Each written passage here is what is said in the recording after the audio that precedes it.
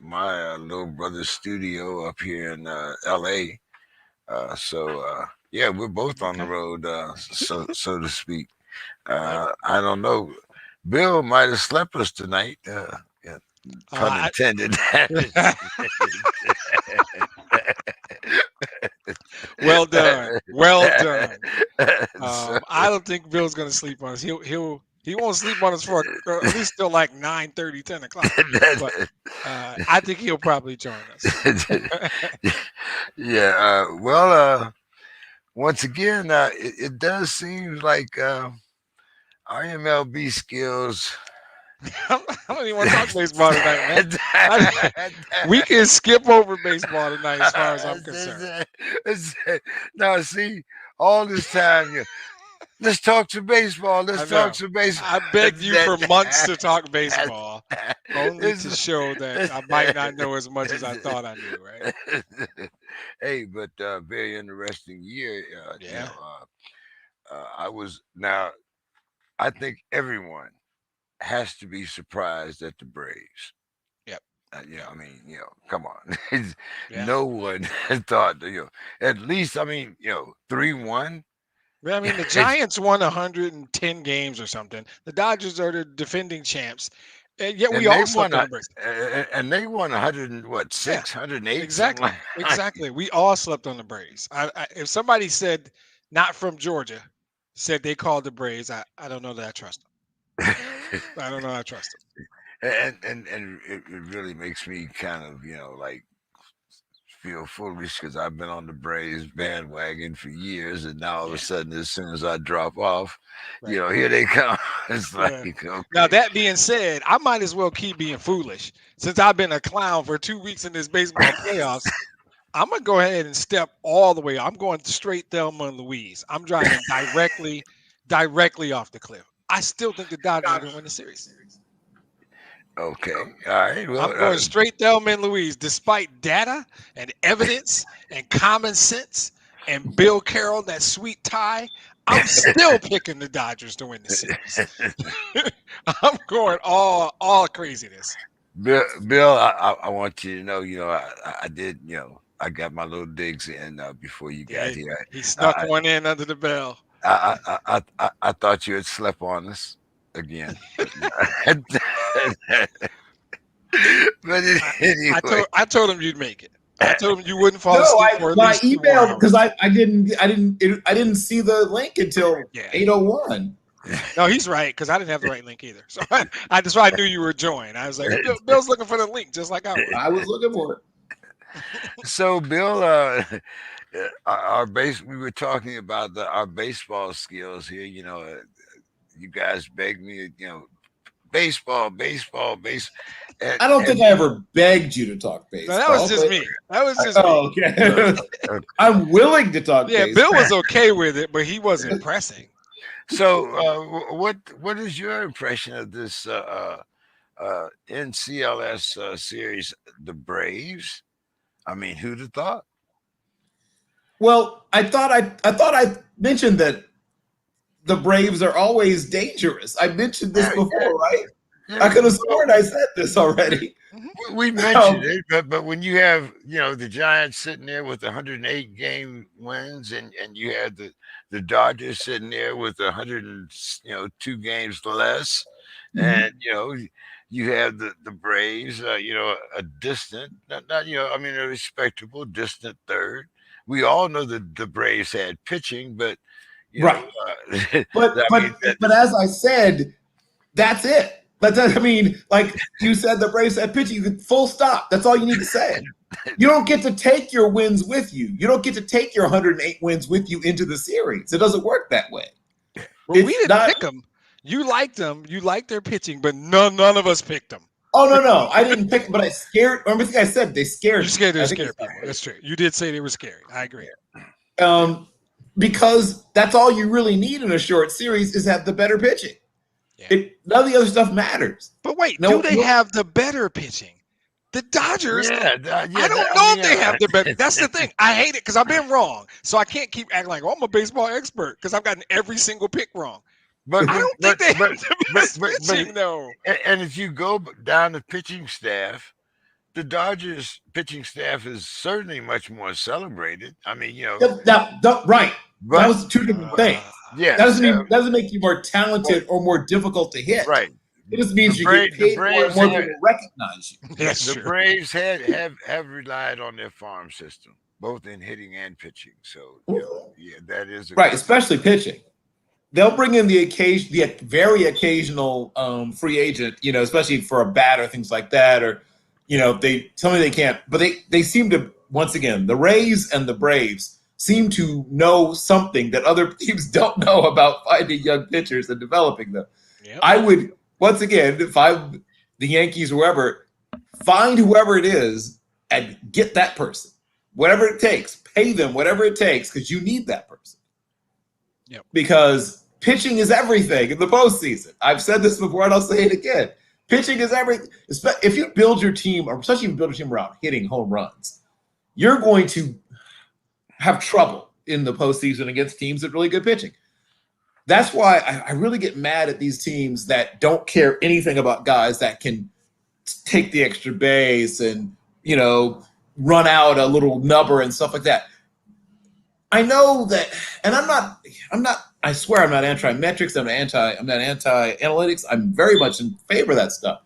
But if all you care about is lots of walks and lots of home runs, and all of a sudden you need to get productive outs, because all you can do is with some of these guys is try to get, hey, maybe I, take the, maybe I can make someone move out of position, make advantage of the shift or whatever, and get something, a little seeing eye grounder. Right. I want some guys who can leg that sucker out. And this emphasis more and more on all they care about is, are you getting on base? Are you hitting home runs? Yeah. Sometimes that comes to bite you. And once again, the Yankees, who look like a football team, they have 4 guys who are 240 plus pounds on their team. They literally look like a good, solid, like FCS football team.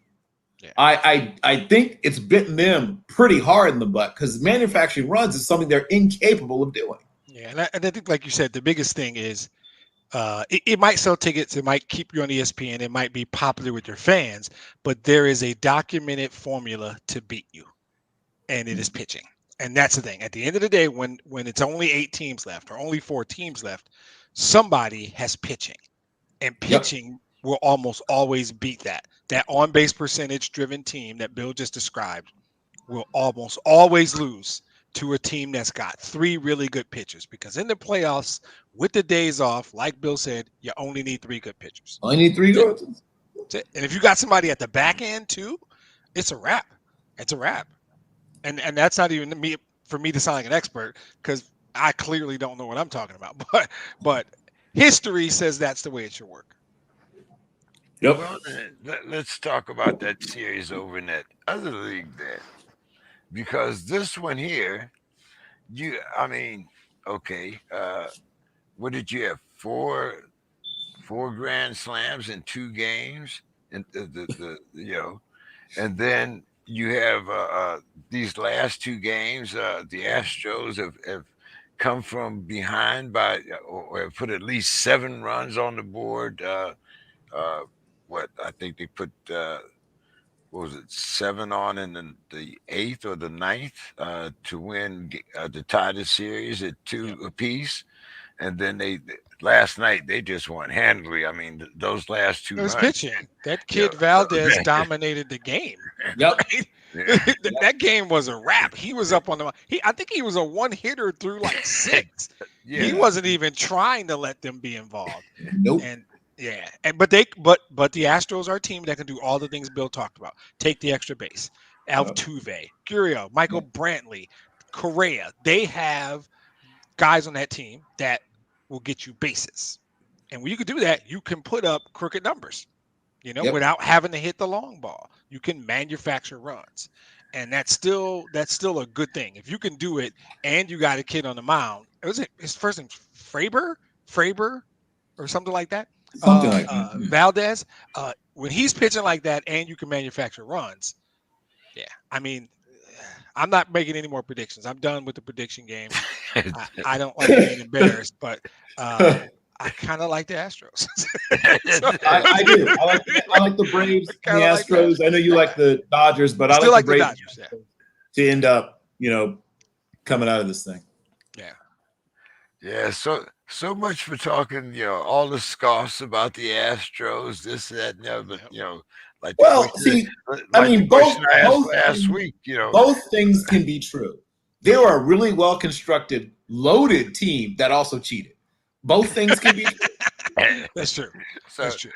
so are we using the Patriots as an example here? Right.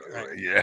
I mean, Fred Biletnikoff had great hands, but he also slathered himself in stickum. Yeah. Both things can be true. But if they win this year, But it was do we allowed. have to He do we was have to stop allowed to talking use about the stickum. cheating? He What did- does it take, Bill, for you to stop thinking about the cheating so that you don't say both things are true anymore? Well, I don't know if I'll ever stop thinking about the cheating, but I won't think as hard or as long about it if they win one clean. Right. So what does win one clean mean? Because I Don't could get caught. I mean, well, so in other words, you use the Barry Bonds example, right? I mean, he gained 3 first hat of all, sizes. He They gained never 3 tested. He Yeah. gained 3 hat sizes between Pittsburgh and San Francisco. Okay. Yeah. Yeah. Yep.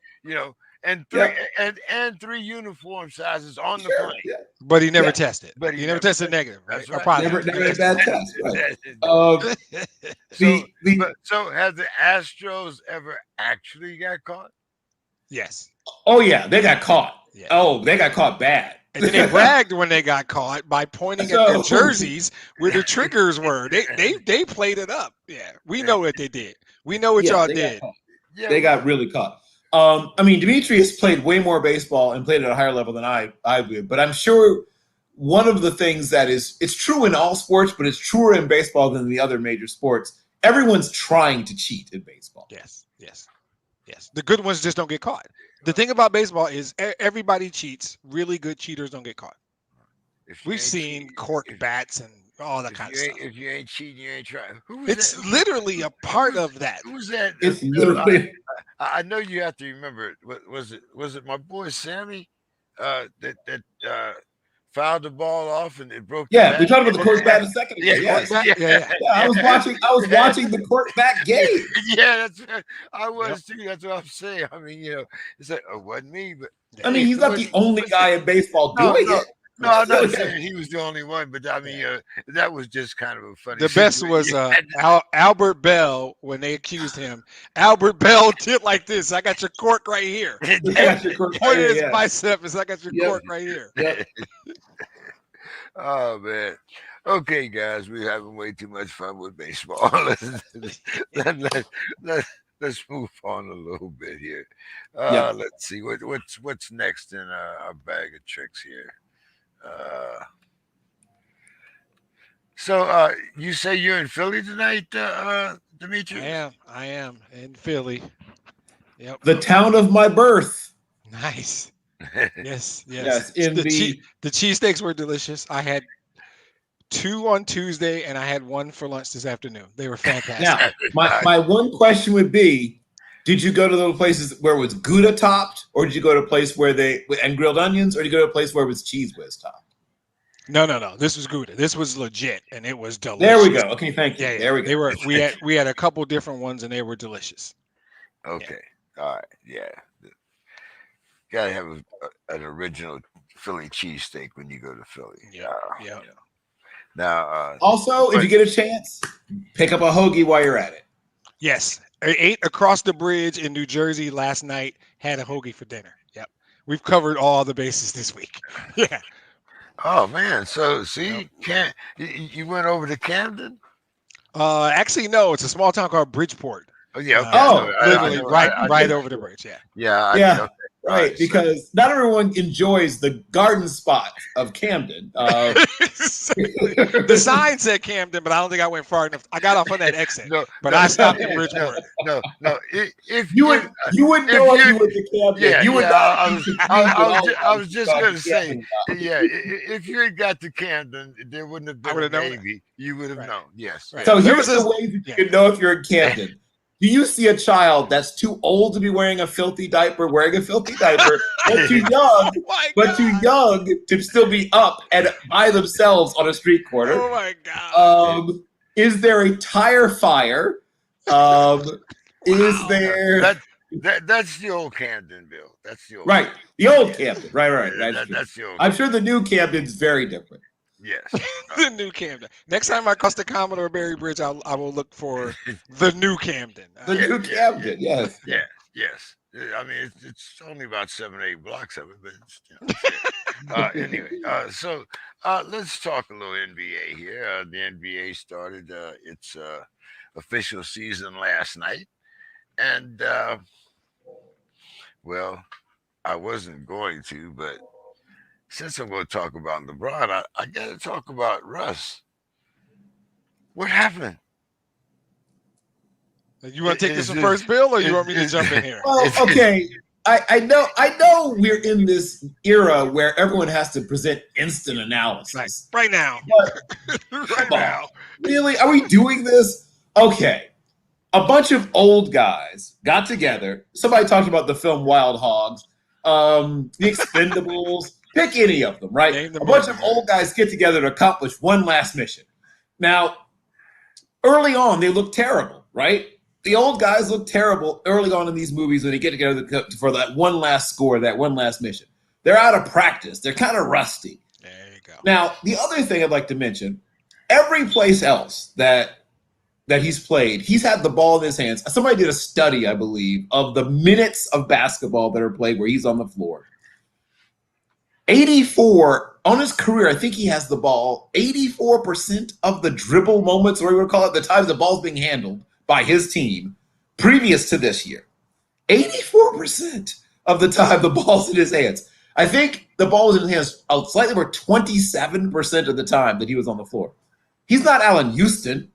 You know what I mean? Like, he's not a guy that goes and Catch and spots shoot. up. Right. He's That's catch not and his shoot. thing.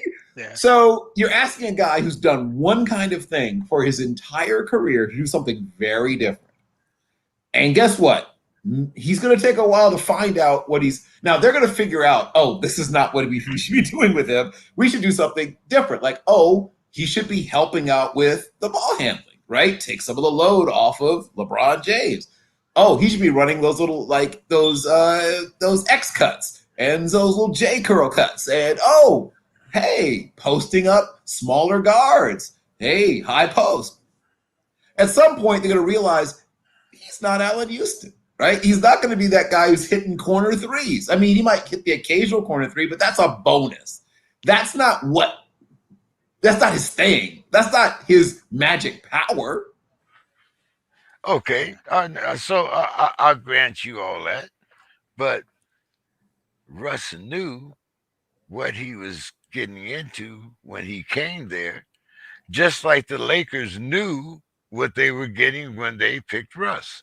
So maybe, and like you say, here's a person that's used to handling the ball Yes. for most of Some would the even say hogging the ball, but yes. right.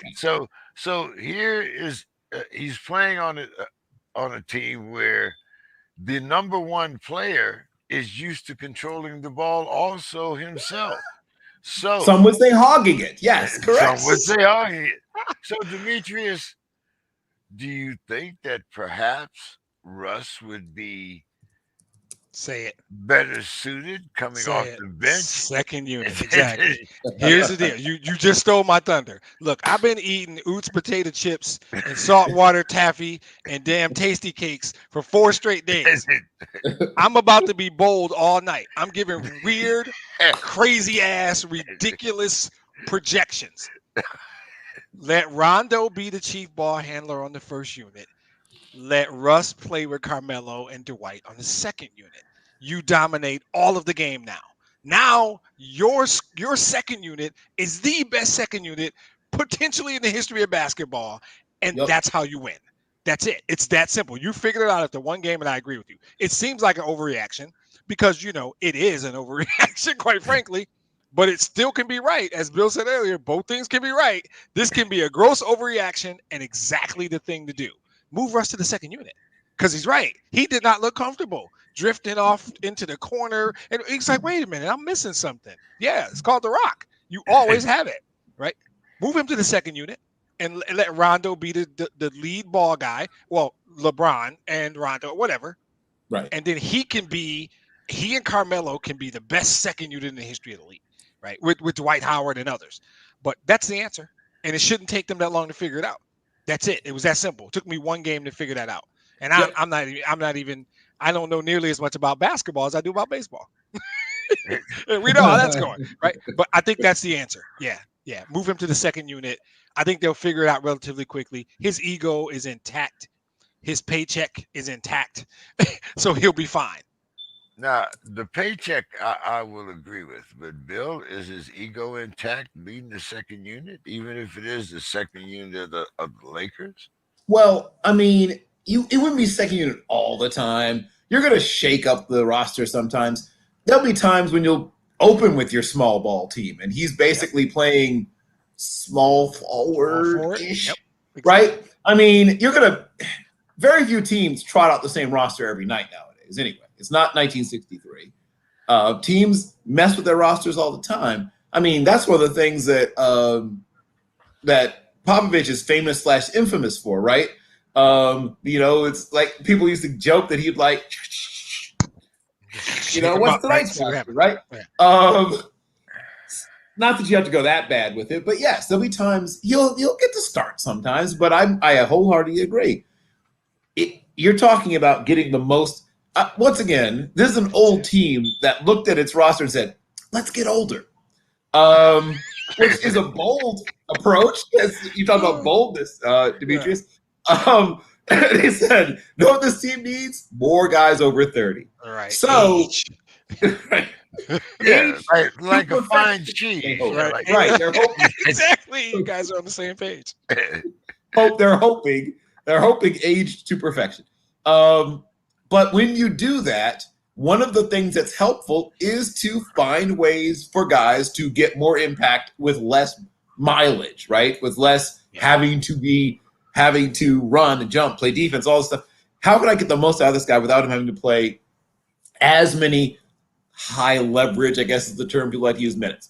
But you pick those spots when you do want him on the floor in certain high leverage moments, but some of his time should be spent in other time. Maybe he plays a total of 26, 27 minutes, even though he's not officially a starter, but obviously he's going to start at times. I mean, there's no way he doesn't start a fair number of games. But I think his greatest impact would be just what was described, the leader of that second unit. Demetrius, age to perfection.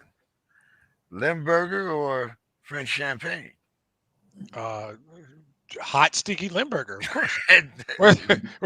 I think there's also opportunities to play Rondo off the ball. Right? Yep. And I think you can play Rondo with the second. Bill's right. You're gonna go Popovich, shake him up occasionally. You have to find a way to get the ball in his hands. That's what we're all saying. Whatever we're all saying, take some measure strategically to get the ball in his hands, because the ball in his hands is often a good thing. If he dishes out 12 assists, somebody had a good night, right? That's 24 points that somebody else got. That's value to your team winning a game. If he grabs 9 rebounds, that's either some combination of 9 more opportunities you had or 9 less opportunities they had. This guy is too talented and does too much on the basketball court to not find a way to use. He can't be floating in the corner trying to be Allen Houston. Perfect reference, Bill, by the way. He's not going to be catch and shoot guy in the court. That's not who he is. He doesn't give you the most value. It's about maximizing your resources. And what we saw in game 1 was a horrible utilization, really, of the resource that is Russell Westbrook. And I think they'll figure that out. They're smart enough to figure that out. Keeping off the beaten path, what was your assessment of Steph's performance last night? And remember, Clay's still not back yet. Right. Scary, right? Scary. I got to be honest. That you hear people talk about certain people, a freak of nature, and it's usually someone's athletic ability. I don't know if you guys. I talked about Simone Biles in my final thoughts, I don't know, maybe 2 months ago. one person who is so exceptional at one thing, he's on Mount Rushmore in that. Whatever that is, as much as I love Ali, he lost to Joe Frazier. He lost some fights. Has there ever been a better distance shoot? Is it even a conversation anymore? Maravich was great. Reggie Miller was great. His dad was pretty damn good. Right. Larry Bird was a great shoot. Right. There's a list. Yeah. Is he already just like cemented as the best ever? I can't imagine anybody who's right. I mean, I watched Reggie Miller's entire career, and Reggie Miller was the guy that sort of woke up people or helped to wake up people to say, man, this 3-point line thing, for real, right? It's nice, right? And what he's done, because it's just like when Jordan made kids start hanging their tongues out of their mouths. And there's kids who are 9 years old jacking up threes from way too far away now. Yeah. And then they're doing a shimmy afterwards, Right. All because of him. Yeah. I have friends who coach youth basketball, and they have a love-hate relationship with Steph Curry because kids are looking at him thinking, oh, yeah. I mean, all of us are old enough to remember when, I don't care who you are, you can be the biggest superstar in the world. If you jack up a 28-footer, you got benched. Yeah.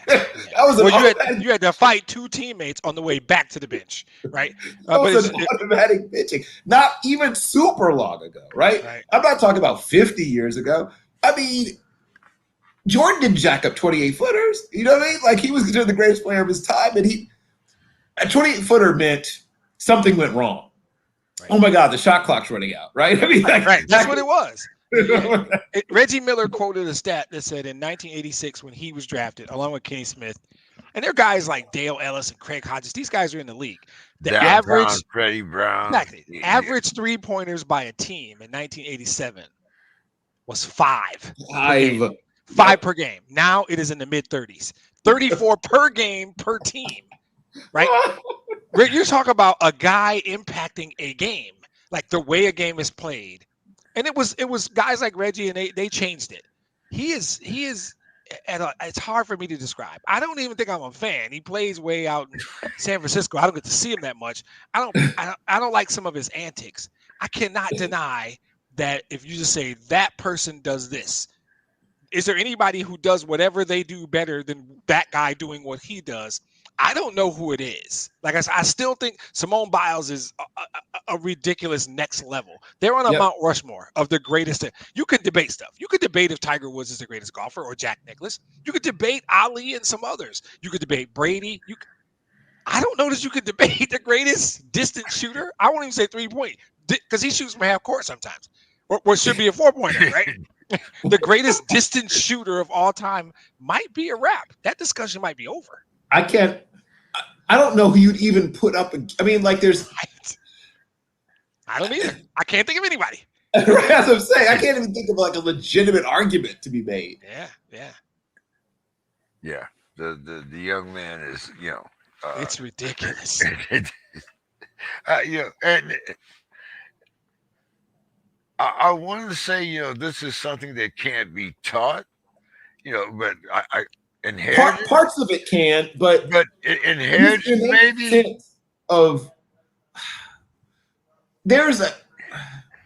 so you've got to have hand-eye coordination. You've got to, and here's something that people underestimate because he's a slender guy.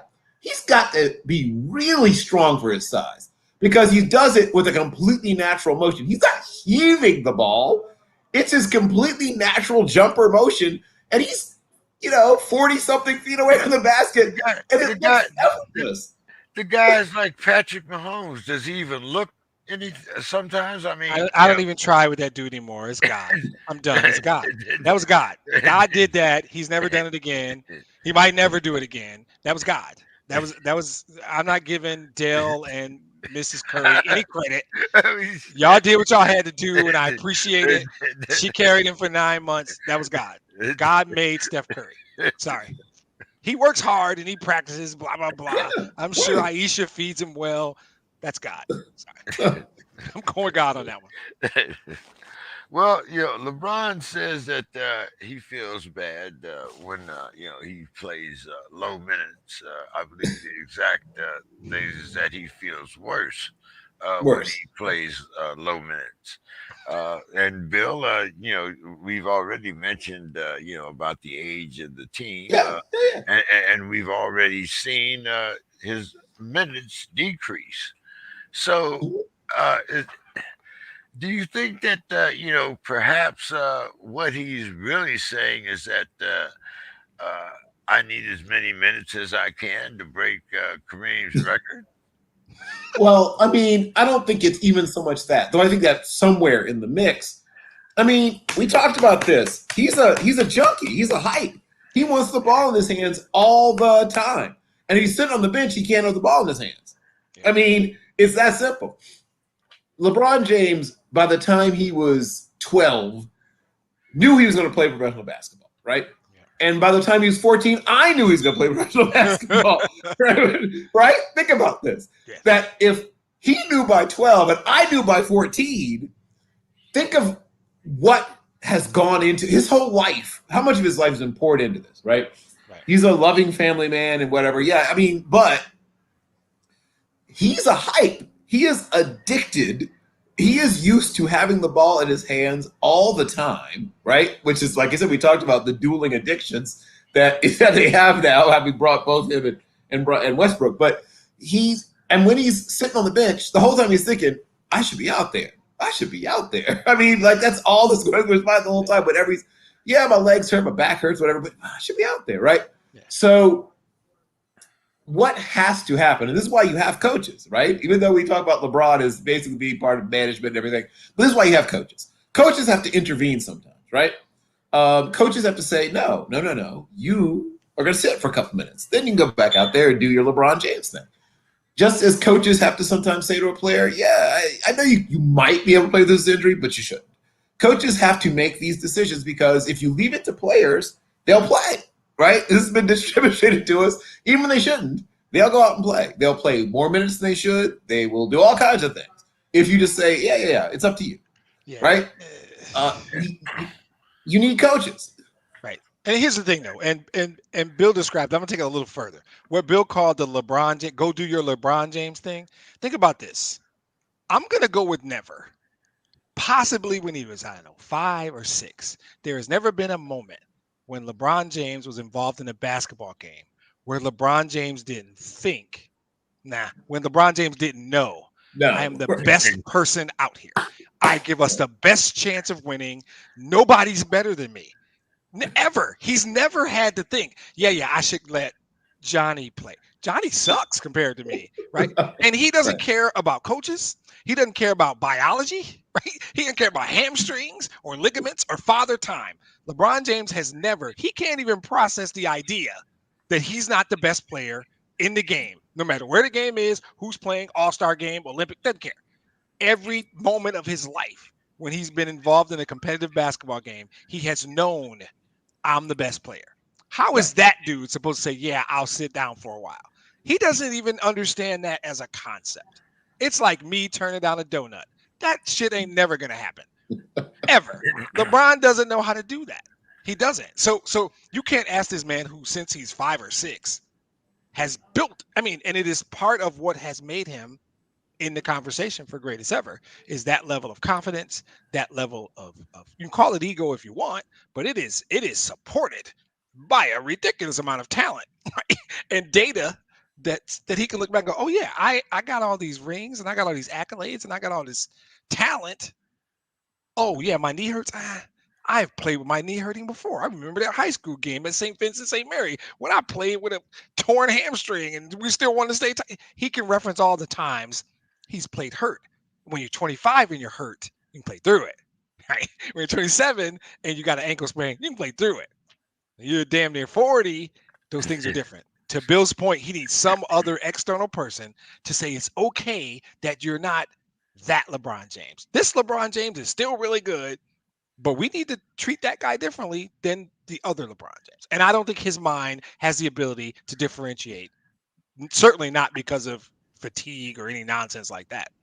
And and I would have to say I don't care whether you were a first day rookie or whether you were a veteran. If the coach sent you in and LeBron said, I think Turn around. Sorry, coach. What, what you want me to do? so I mean, it all sounds good, but it's like that fighter that wants to get to the 12th round, but Yep. he only has gas for 10. Right. You know, Right. yeah, he has good intentions, but you got limitations, bro. You can't take the The 12th mind is round. willing, but the Right. flesh. Yep. The Those ligaments tear. The cartilage is only so good. All right, Demetrius. It's your first lashing of the night. What happened? I mean, I understand. And I looked at, I watched part of this game, and a lot of the mistakes were youthful There you go. mistakes. Exactly. It was. I mean, give him a couple years, even a couple months down the line, and Yep. this is going to be a much closer game. Yep. Tell us, kind of update us on Katie's injury or Yeah. why he's not in. Uh, Yeah. what went wrong? So first of all, I have to acknowledge the Chicago Bulls are a very good basketball team.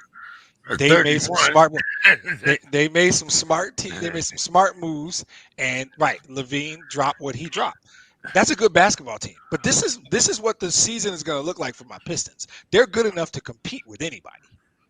Let me say that again. They're good enough to compete with it. They're not yet good enough to beat anybody. And right now, what Cade is going to bring you is two things. Better outside shooting. First of all, Sadiq Bey's not going to go 0 for 4 from 3-point land every night. He's too good a shooter. Yep. The data suggests Sadiq Bey had a bad night. That ain't going to happen. Cade's going to give you more than anything floor spacing. That's what Cade's going to give you that they didn't have last night, which is going to create better shots for people. So when Cade comes back in a couple weeks, they're going to be exponentially better. But this is what the season is going to look like. This is where they are in their evolution. They're good enough to play a really close, tough physical game and get a bunch of tight losses. That's who they are. Now that might put them 7, 6, 7, 8 in seedings because when Cade comes, he gives them what the number 1 overall pick gives you. He can shoot, he can space the floor, he can let Killian Hayes do certain things. He makes Sadiq Bey better. He makes Jeremy Grant better. He makes Isaiah Stewart better. That's what he brings. He brings what he brings, and then he elevates everybody else. That's what the ultimate benefit of Cade's going to be. I'm not comparing him to like Magic Johnson. I'm not. I'm saying the thing that Magic did was not only did he do what he did, but he made everybody else better. And every guy on the floor doesn't do that. That's what Cade's ultimately going to bring through floor spacing, through his own spot up shooting, through the ability to move guys like Killian Hayes and Saban Lee and allow them to do all kinds of matchup things. And make no mistake, Dwayne Casey is borderline brilliant. I love Dwayne Casey. When he gets Cade Cunningham back, the things he brings is going to make them a good team that is organically, they're going to get better. They're going to get so much better. You're right. In a couple of weeks, they're going to be better.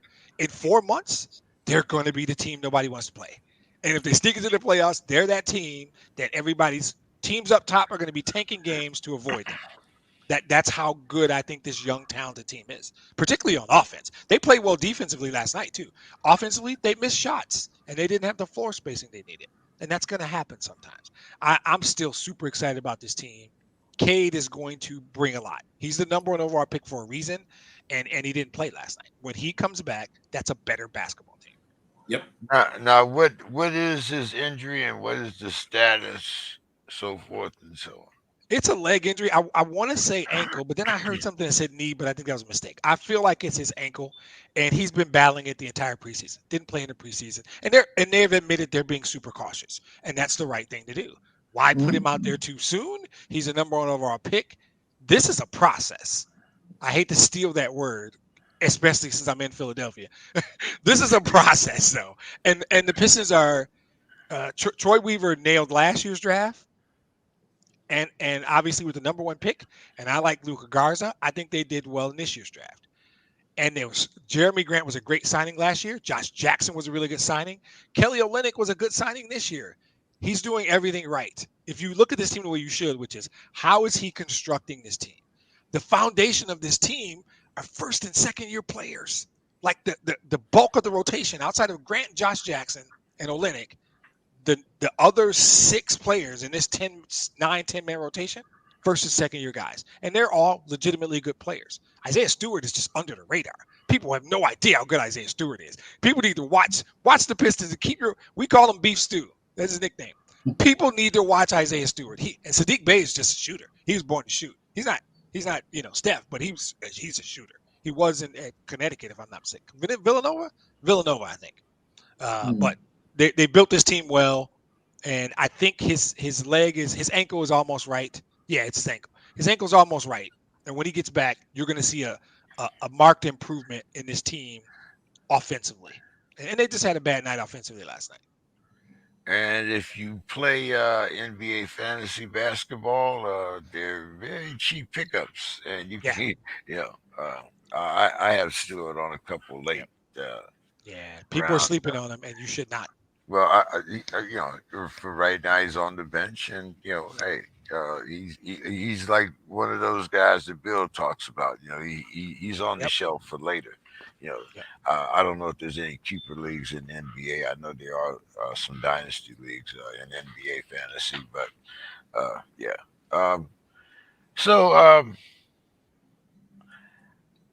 let's kind of get to. Well, no, I'm going to save them for dessert. I can't wait for Bill to talk about his boy. But let's talk about the best ball of all, LaMelo. Bill, did Mike finally get it right? The short answer is yes. There's some caveats and backfill or whatever, but the short answer is yes. This team is at least going to be much more fun to watch than it's been in maybe ever. That's well done. Well done. They're a team that has occasionally had intriguing pieces, but never seem to be able to get them to mesh. I think that's one thing that he'll be able to help them to do, and he's the kind of guy that guys would like to play with, which is something they haven't really had before in the past. So this team is several more pieces away from being a legitimate contender, though. Let's not, go completely insane. But they're pointing – the arrow is pointing upward for the first time in a very long time. Since the drafting of Kwame Brown. Excuse me.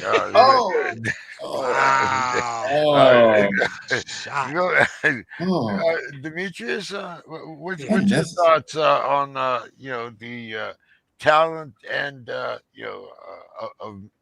LaMelo, and like I said, has Mike finally got one of those long putts? He's finally got it to sink.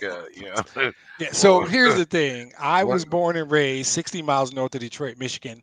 So I am genetically obligated to never say anything positive about a certain gentleman with certain initials that played on a certain team. So forget that part of this question. I'm not doing that. Now, LaMelo is, he's the best ball of all because, right, his dad is crazy. And no, I like Lonzo, actually. LaMelo is good. I think the thing is, so he went 31, 9, and 7 last night. The 31 is great. The 9 and 7 are important, right? That's how you make your team better, right? And I will harken back age-wise and specifically to find a reason in a question around that dude to mention Isaiah Lord Thomas III. Work with me. Early Isaiah was this. A lot of points, because we didn't have anybody else to do it. And right. Isaiah made a transition. When they brought this kid from Louisiana named Joe Dumars, Isaiah was like, I don't need to score 31. And they acquired Dantley and ultimately triggered that to be Mark Aguirre and this underrated center with great mid-range game named James Edwards. Isaiah Lord Thomas III, that eventually put a ring on his finger, did not average 31, 9, and 7. He was a facilitator. The 9 and 7 became way more important than the 31. That team is still at a stage where this kid's got to do 31, 9, and 7. He only played 29 minutes, by the way, which it's actually pretty phenomenal in 29 minutes. If we realize he only played 29 minutes, that is a great stat line. He can't do that every night. You know why? Because the team that's playing them has a dude. I think his title is Advanced Scout. Is that his title, Bill? That Yes. dude was at the game, Yeah. right? And now he's back. He's back in the building, going, okay, this is what he does well. He likes to go left. He likes to go right. He likes to dribble penetrate. He likes to step back. They're putting together a book on the kid, and now you have to prove, not even prove, you have to improve, because once they get, like in football, they say, oh, they got tape on the kid. They got tape on the guy. Once they got tape on you, that's when you go from being good to great. So he's not on the best team. He can't do it all, right? Not from that position. So I think he is absolutely the best ball of all. I will never give that other guy credit. He fell in his lap. He didn't do anything. We're not even after dark yet. I've already dropped a couple. Sorry. I'm not giving that guy. I will never say anything We'll positive about that excuse guy. you that you are in Philly, so we really Right, exactly. It's the cheesesteaks and those dang potato there you chips. go. I will never say anything positive about that guy. Isaiah got kept off the 92 Olympic team. We should do a sports crib just on that topic so I can lose my mind. I'll never get over that. But LaMelo Ball was a great selection by that team, whoever the GM actually is.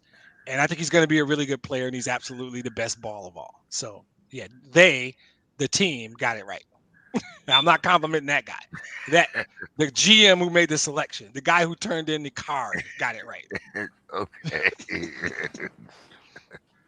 Oh, okay. Um. Well, it's time for dessert, guys. Yeah. You can let Bill go first, because I just love listening to Bill talk about this guy. He Okay. can have my time if he needs to. I'll just add a couple things at the end. Well, Uh, don't worry. As you know, we got time. Right. the one thing we What have is on time? the show on this Right. day is time, right? What is So, time? yeah. It's just a concept. Okay, Bill. Flat Earth. So, first of all, I would like to spend Wait, just one now, quick wait, moment. hold on. Just let him go, James. Just let Well, him go. we He gotta knows let, the question. Let him go. but we have to Okay. let the audience know the question. Okay, you're right. You're right. Oh, I'm okay. sorry. That's It's the not audience. about me and Bill, I guess. I forgot about Yeah, Right, that. right. but anyway, the question, Bill, is who do you think will get traded first? And it comes the two people that we're talking about is Flat Earth Kyrie or Shotless Simmons. Love that. Well, I think the answer is clearly Simmons. One, because I think there are, how do I put this? If you are a team that is young, we just talked about, say, Carolina, right? Probably not Carolina, but I'll use them as an example. You're a team that's young and several pieces away. He makes more sense than World B. Flat for a few reasons. The most obvious is that if you already have a guy that is going to be the leader of the team, I'm just going to say, I think Ben Simmons really is better as Kato than as the Green Hornet, better as Nightwing or Robin than he is as Batman. I think he'd be better as Power Fist than as Luke Cage. I mean, pick one. I think that if he gets a chance to go to a place where people aren't looking to him in the big moment, because we've seen what happens when you look to him in the big moment, right? I think we all have realized that that's not his strong suit. Kyrie, for better or worse, thinks of himself as the guy. Wherever he goes, he has to be the guy. There aren't as many places to go if you're the guy, because good teams have the guy already, right? Right. And if you're a bad team, do you want that guy? Plus, does he want to be there? Because obviously, we see what happens when he's someplace where he doesn't want to be. There's more complications involved. I mean, there's complications involved in both, obviously. Because you've got to make these contracts work. I mean, that's the thing. When people say we're trading players, yeah, you can say that, but you're trading contracts, right? That's what you're really trading. Who can do that? Who can make it work? Both these guys are going to be more difficult to move than people are treating it. The people are acting like, right? People are acting like, oh, we're just going to. I mean, people are acting like they're playing 2K on franchise mode. So it's It's more not as it's more like Lot's wife on one side, and I don't know who would be. They I mean, both got to go. They both got to yeah, go. yeah, right. yeah, They both have yeah. to go. But you're But right. It one, neither you is said simple. first, They're both very right? complicated. Right. They're both. I mean, to Ben Simmons, I don't want to say his credit because credit's not the word I want to use, but I get the feeling, like I said, that other than being a basketball player who doesn't score basketball, but other than that, right?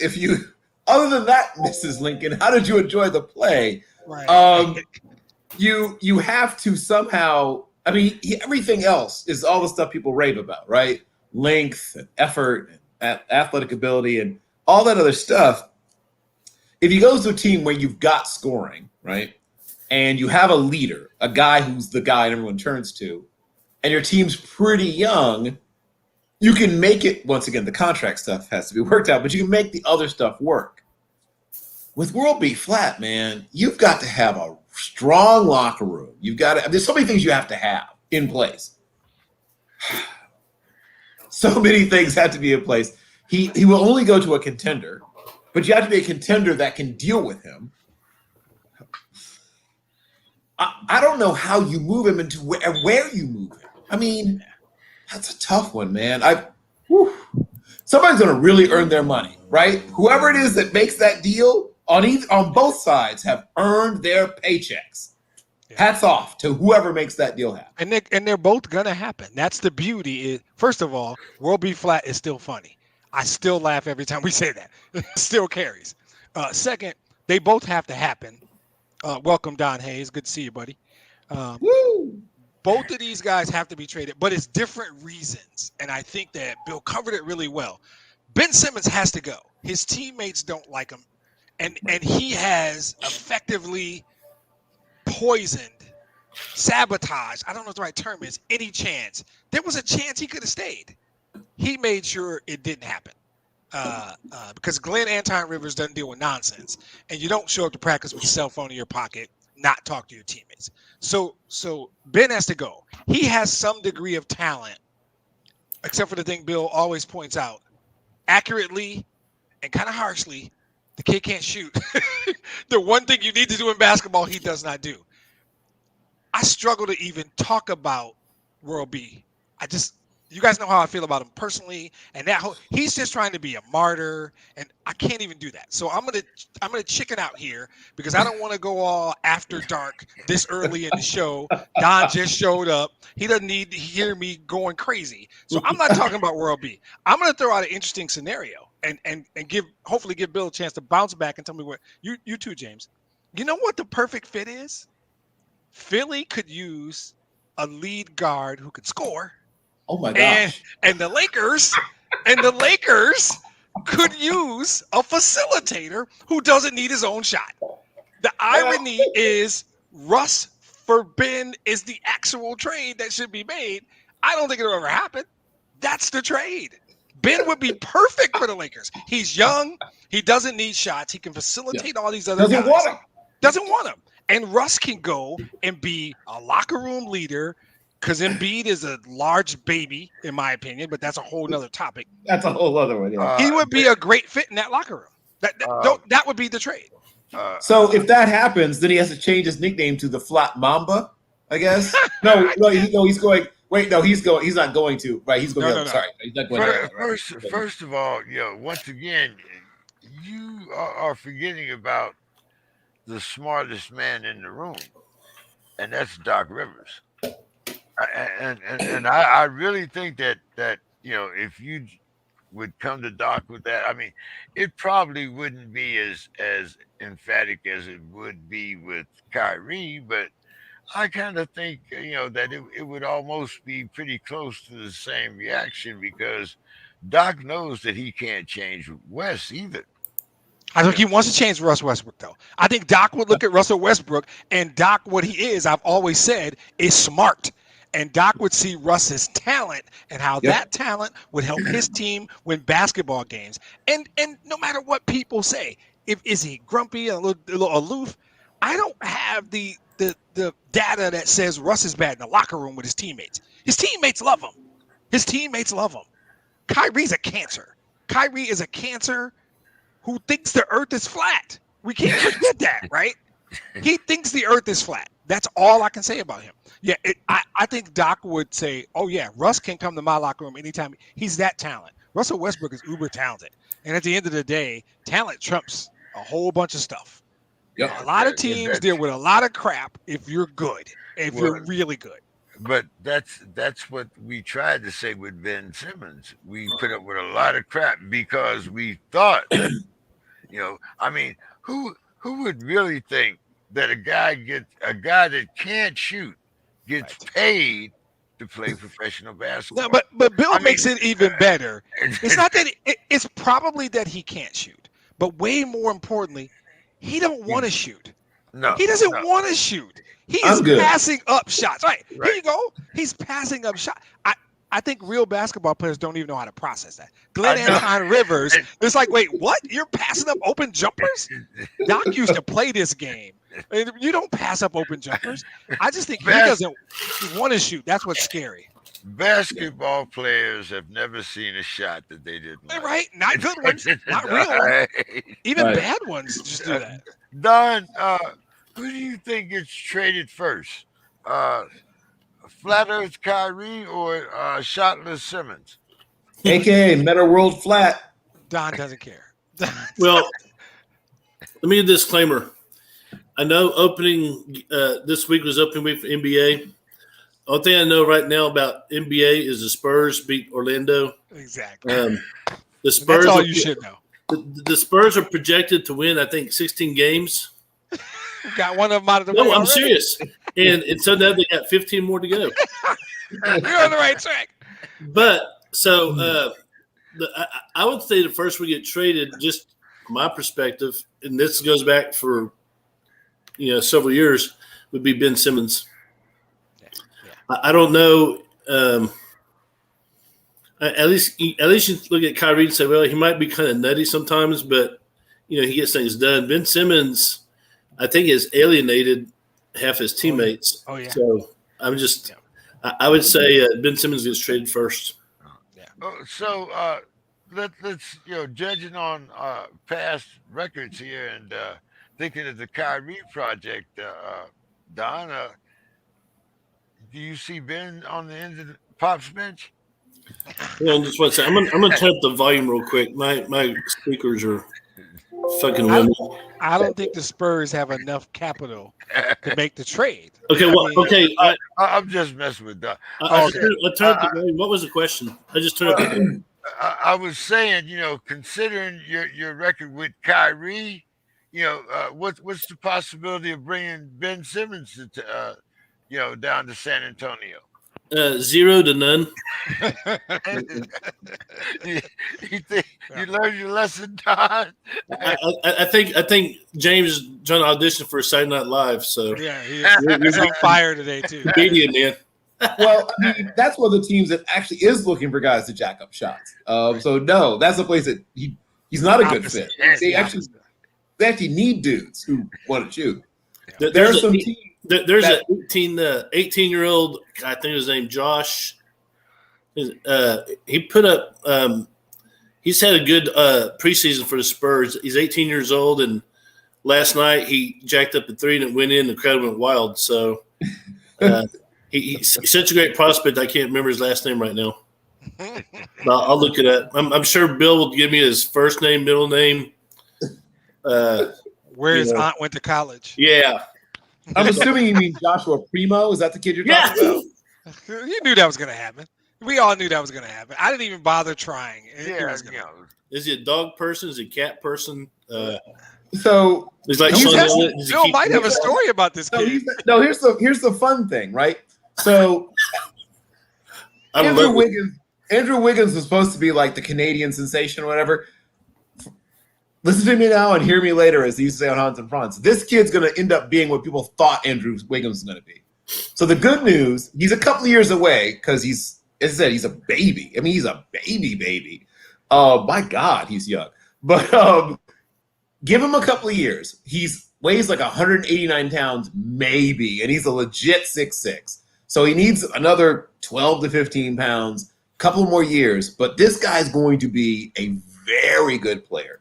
And he's a double middle namer, if you like that.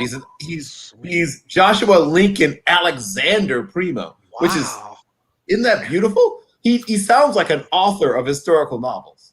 Right. But yeah, the good news is that kid's going to be really good. Well, Don, I'm going to continue on with my audition for Saturday Night Live because I'm going to ask you what the hell happened to Texas. When I think the last time you were here, they were ranked number 20. They were, and they had lost to Arkansas. They had beat Rice, and Texas Tech beat the hell and it did real good against TCU. Right now, it's a big head scratcher. We don't know what is wrong with Texas.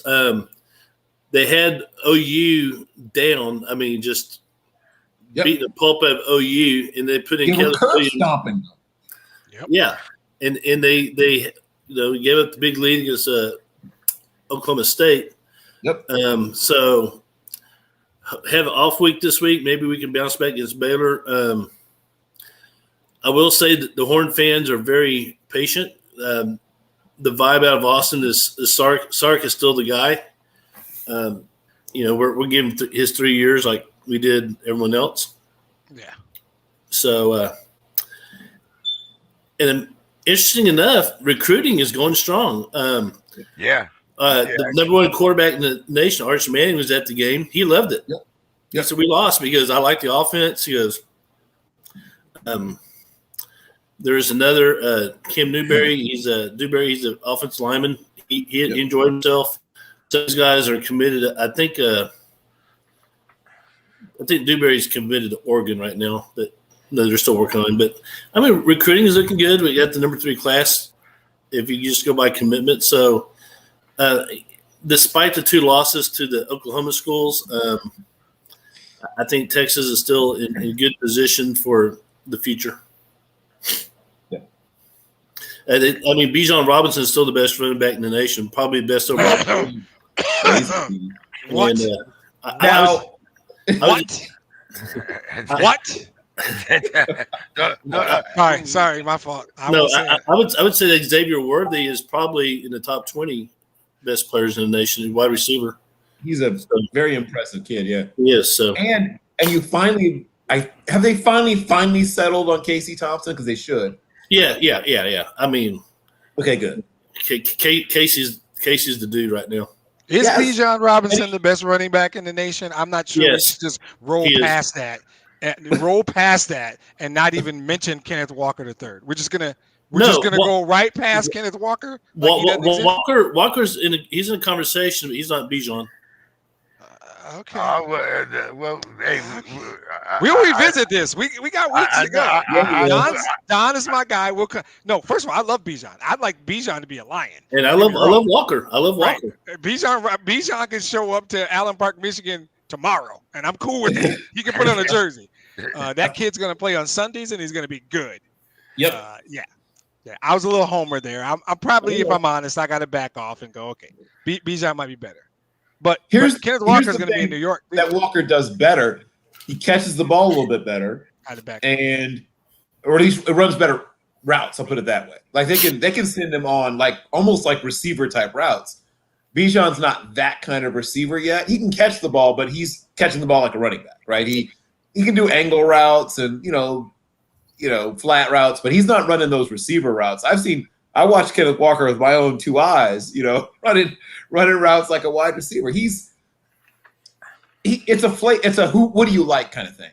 Bijan's more of an actual bell cow, give me the ball 28 times and I'll just run it up your down your throat kind of guy. Walker is a better fit for, I'll just say it, Kansas City.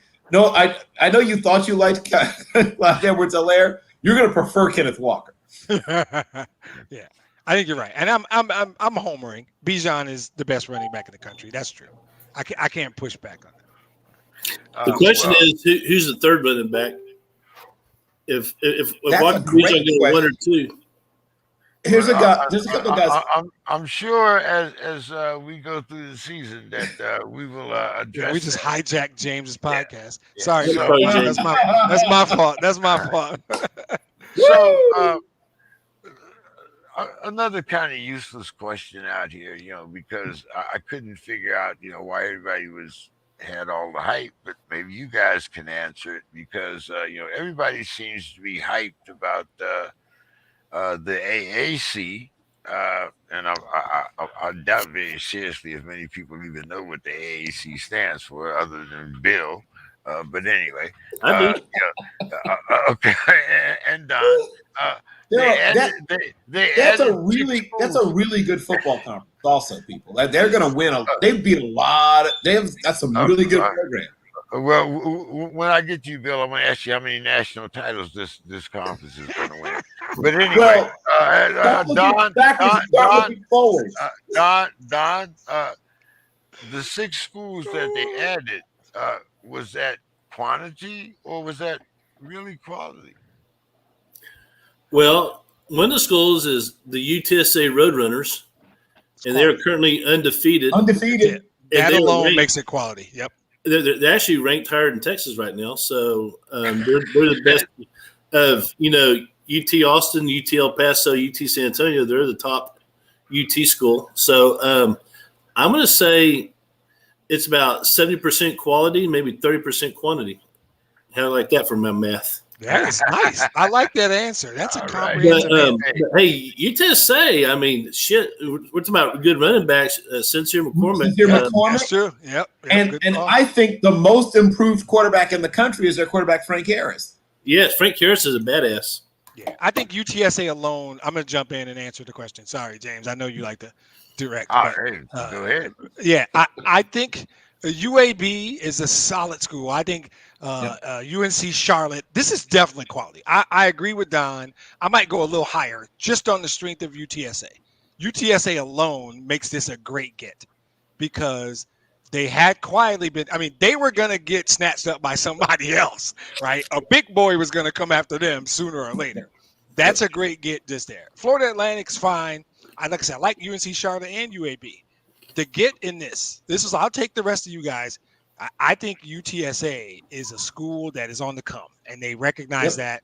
And based on that alone, I like this as a quality move. So they also added some major media markets, right?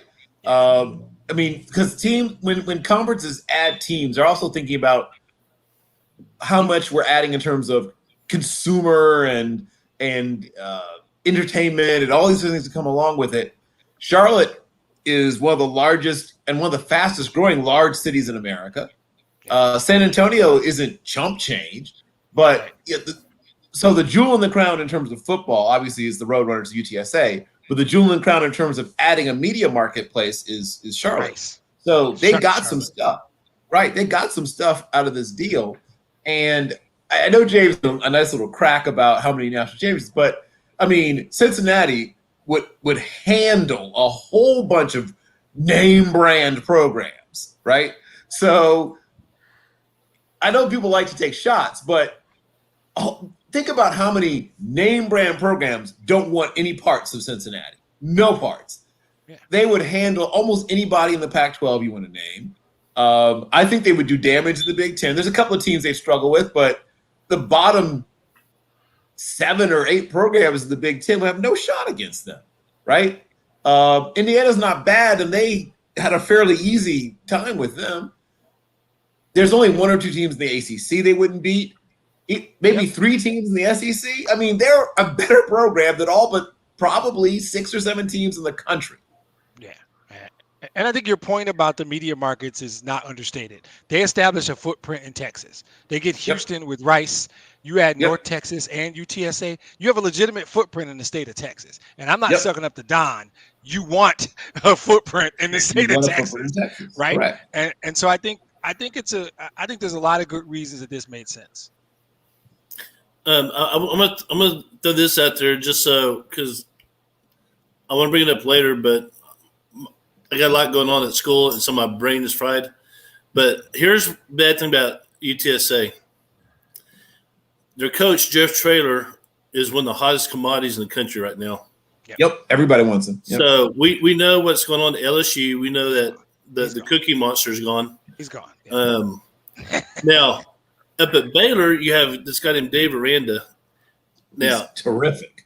I think he's either going to go to the right to LSU or he can go to the left, maybe USC. USC. Yep. But I don't think Aranda's going to be at Baylor. Yeah. And if he does, Traylor will probably go to Baylor. The dominoes will fall. Traylor goes to Baylor. Yeah. Texas, of course, you talk about Houston and Dallas is recruiting hotbeds, but East Texas, like Palestine, that gave us Adrian Peterson, that running back AP, and so there's a lot of talent in East Texas, and so Vince went to North Shore. No, Vince went to where did Young go? No, Vince went to Houston, Madison. He's Houston. Madison. Thank you. Yeah, he's Houston, but yeah, there's a lot of players coming out of East Texas. So you go to Marshall, Tyler, Lefkin. Yeah, it's A&M recruited Lefkin forever, but Traylor coached in East Texas. He coached at a place called Gilmer, won state championships there. He has a lot of ties there. His brother coaches. He's well liked by the Texas high school coaches. So if he goes to Baylor, I think UTSA will suffer, and Baylor will be like they were when they had Art Briles, without the rape, of course. Yeah, let's leave out the sexual. Without that, yes. Yeah. But I mean,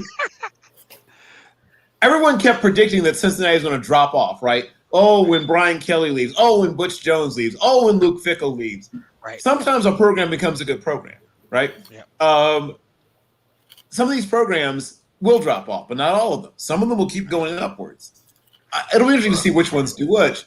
And there's good coaches out there to be had even once you lose this coach. If you hire the right guy, you can continue to go upwards.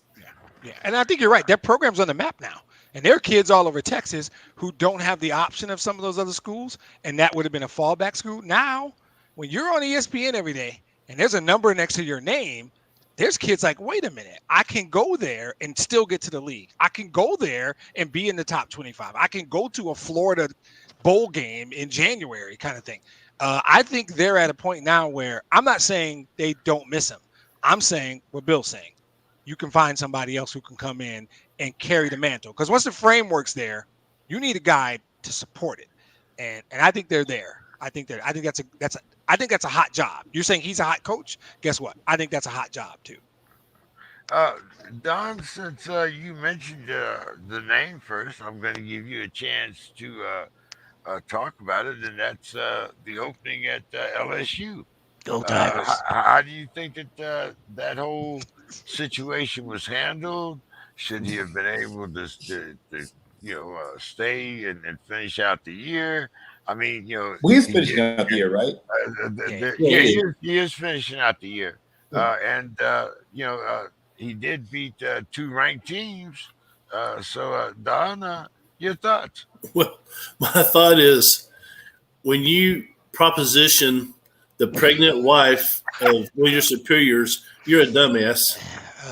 And I don't care how many ranked teams you beat, you're not going to be able to get by with that. Even as crazy a state as Louisiana is, you don't. I read the transcript of the conversation. I'm like, what this guy thinking? It's sometimes it's easy, right? Sometimes it's just easy. I don't want I don't want to disparage like Cajun culture, but whenever he talks, I'm looking for the subtitles to go across the screen. You already did. You already did. Disparage Cajun culture. He says, I don't want to disparage Cajun culture right after he said, even though the stuff that goes on in the state of Louisiana. But you made the conversation, how about we go second only to the state of West Virginia. What'd you say? I said, let's go work out. Let's get sweaty. Yeah. I mean, the translator costs a lot of money. I mean, it was saving money on the budget by not having to pay the translator. I just hurt my vocal cords doing a Go Tigers impersonation. Go Tigers. I know. I just did it one time and my vocal cords were shot.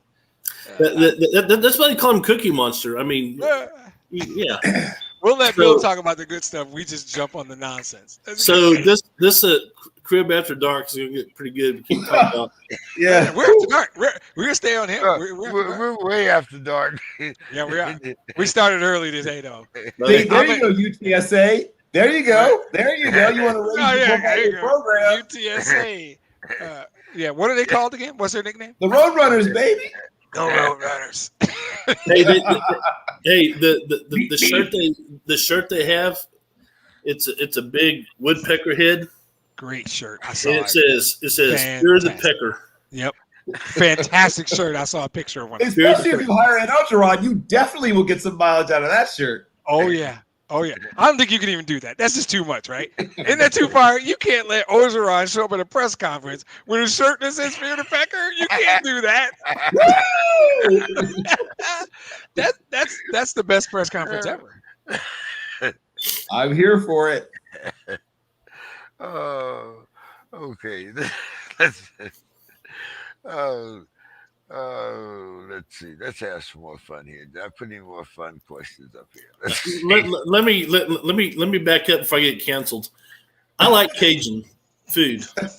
I like Cajun music. That doesn't help. You think that gets you off the hook? I like Cajun food. Does not get you.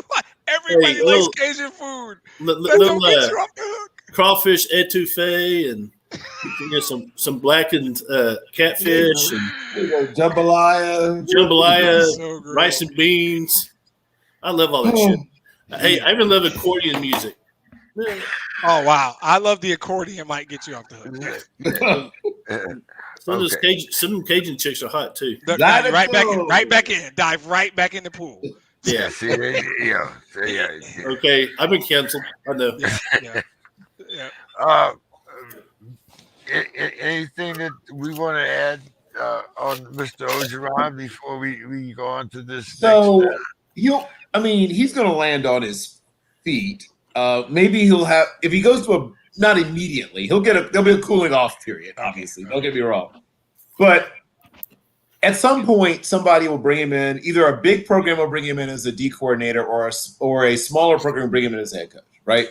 We all know that. He's been too good for too long for him not to get another bite at the apple. Coaches who've done horrible things who weren't as good as him got another bite at the apple. So he's going to get another shot. There'll be a cooling off period. It'll probably not be immediately, but pencil it in for 2023, 2024, right?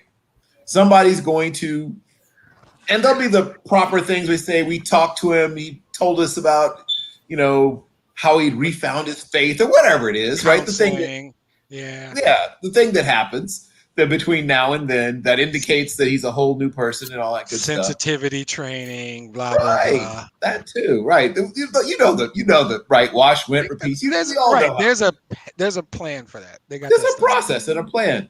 And so after whatever process is undergone, and he props up someplace, like I said, if it's a big program, Alabama might not be a bad place for him to be spend a year as a analyst, right? Because that's worked for a lot of people. He spent a year in Alabama as an analyst, and then you get a coordinator job at a big program or head coach job at a smaller program, and before you know it, everyone's forgotten. Especially if you win a lot, everyone's forgotten. Well, it's like Sarkisian at Texas. He went to a press conference at USC drunk as hell. Yeah. Oh yes. He went to Alabama analyst, like you were saying. Yep. Now he's head coach at one of the top programs in the nation. So, hey, who was that crazy ass coach at Arkansas that was? Oh, you know the one was riding a motorcycle and wiped out with his girlfriend. Petrino. Bob Petrino. Yeah. Petrino, yes. Yeah. He's not working anywhere now, is the he? neck brace and the scars and stuff, and that was great. He's not working, right? He didn't get the second. I think he is working somewhere. The head coach at Missouri State University now, my friend. Yeah, he's working. Okay. He knows his X's and O's. Well, he's got some X's now, but yeah. let's talk about the Washington State coach because he waited all this time, and well, and uh, I think from the beginning, we all knew that this was set up for exactly what it is now. And Demetrius, being someone that has very strong Yeah. views about vaccinated and unvaccinated, it's rumored, or that he's going to say that first of all, the AD was vindictive, and that I'm guessing the last I heard it was uh, something about religious freedom. Even though the Pope himself has come out and said that it's all right for Catholics to get vaccinated. But what do you think about this? I mean, this is a state mandate. This has nothing to do Yep. with him personally. It has nothing to do with, uh, per se, the state of Washington. Well, not the state of Washington, the school, except that it's a public school. And this is what the public school, well, employees of the state of Washington are mandated to have to be vaccinated. So, your thoughts on this whole thing, Bill? I mean, excuse me, Demetrius, because to me, uh, like they say, you have a choice. This is a choice that he made. Yeah. Hey, Yeah. I'm not, one of those Bible people, but if your faith tells you that you shouldn't take the shot, then hey, let your faith heal you. Okay, That's just that's bullshit. And as a Christian, I'm offended. So I'm not buying that at all. I well, I'm a talked, preacher's yeah, son, so I'm gonna go the right, same way. right. But I go ahead. talked last week about the okey doke, trying to okey doke me. Don't try and okey doke me. If you want to come out and go, I just don't want to take a shot because I want to make a statement. I want to be a martyr. I'm a jackass. I'm stupid. I don't care about. I can respect that. Don't. What is it again? Pee on my hat and tell me it's raining. Is that the right There way you to say go. that? That's what it is. It's after Don't do that. dark. It's Yeah, it's on don't do my that. hat. Don't piss on my hat and tell me it's raining. Okay. I've done my rant about non-vaccinated people too many times. I'm not going to mess up your podcast and do it again. Here's the thing. I'm going to keep this simple. You quit your job. That's all that happened. People quit jobs. I've quit a job before. I didn't like my boss. I didn't think I was getting paid enough. I quit the job. Went to find another job. What I did not do is say they wouldn't let me smoke weed in my office. It's a dumbass rule. I should be able to smoke weed all day, every day while I'm at work. This is wrong. This, you're choosing. You are making a choice to not follow the rules of the state that you live in, and essentially you're a state employee. You quit your job because you had a choice. You could have done what millions of other people have done, got the damn shot, kept your job, keep feeding your family. You chose, and I respect your choice as an American. I would fight for your choice. Don't make your choice and then tell me you got screwed. No, tell me you're a dumbass. Tell me you regret your choice. Tell me you're a fool. Tell me any number of things. But don't make the choice and then say you got screwed because that's what's happening. You chose to quit your job. You have a right to do that. I have no problem. Who are you suing? Sue yourself? Sue yourself because that's who screwed you over. Yourself. Look in the mirror and sue that dude. You know my tolerance for this conversation. I'm cutting myself off now because I don't, Don's here. I don't want to, I know Don Well, doesn't like people cussing and his ears are saying, I know. No, I'm kidding. Don's heard my rant, I'm sure. I don't, I've heard. Yeah. I can't do this. So yeah, you quit your job, coach. Congratulations being unemployed. Don, and you have a governor that says he doesn't care what anybody says. That there's no such thing as a mandate in the state of Texas. So, what's your thought? This is a state employee that refuses to abide by state rules. Yeah. What's your thoughts? And I agree with Demetrius 100%. If you don't get the shot, you made that choice, you get fired, whatever. with that said, I'm not a big fan of mandates. My inner libertarian says, my body, my choice, all that. I do know that, and I don't know many. I know I can think of 4 or 5 people whose doctors told them not to get the shot due because they have underlying health conditions, and sometimes the vaccine doesn't work that it's supposed to. I think the vaccine is effective defense, but for some people, it's not. I mean, I got the second dose April 9th, so I'm fully vaccinated. I walk around without fear. I don't fuck the mask. I'm vaccinated. So, if I do get it, chances are it'll be a mild case. That's it. So, I have no fear of COVID. To be honest, I never did, but that's just me. Yeah. So I agree with Demetrius. If you're in a state that says you're being mandated, you don't get it. Well, there you go. He can apply for the UTSA job now. Well, He can apply for the UTSA job and come down to Texas. I don't know a whole lot about Rolovich. I know that he kept a lot of the same offense that Mike Leach had. He did. He's playing with Mike Leach's structure. So yeah, and I know that he was he's considered an offensive guru. So if he comes to a state that is a little bit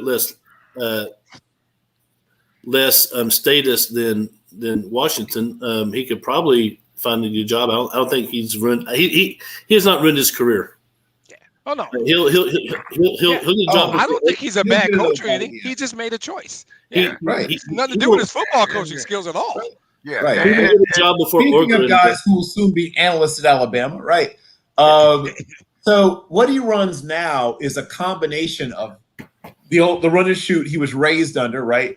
That June Jones taught him back when he got him out of Novato, I think is where he's from, Novato, California. He was a junior college All-American, recruited to Hawaii, where he replaced Timmy Chang, right, who set all the records there under June Jones.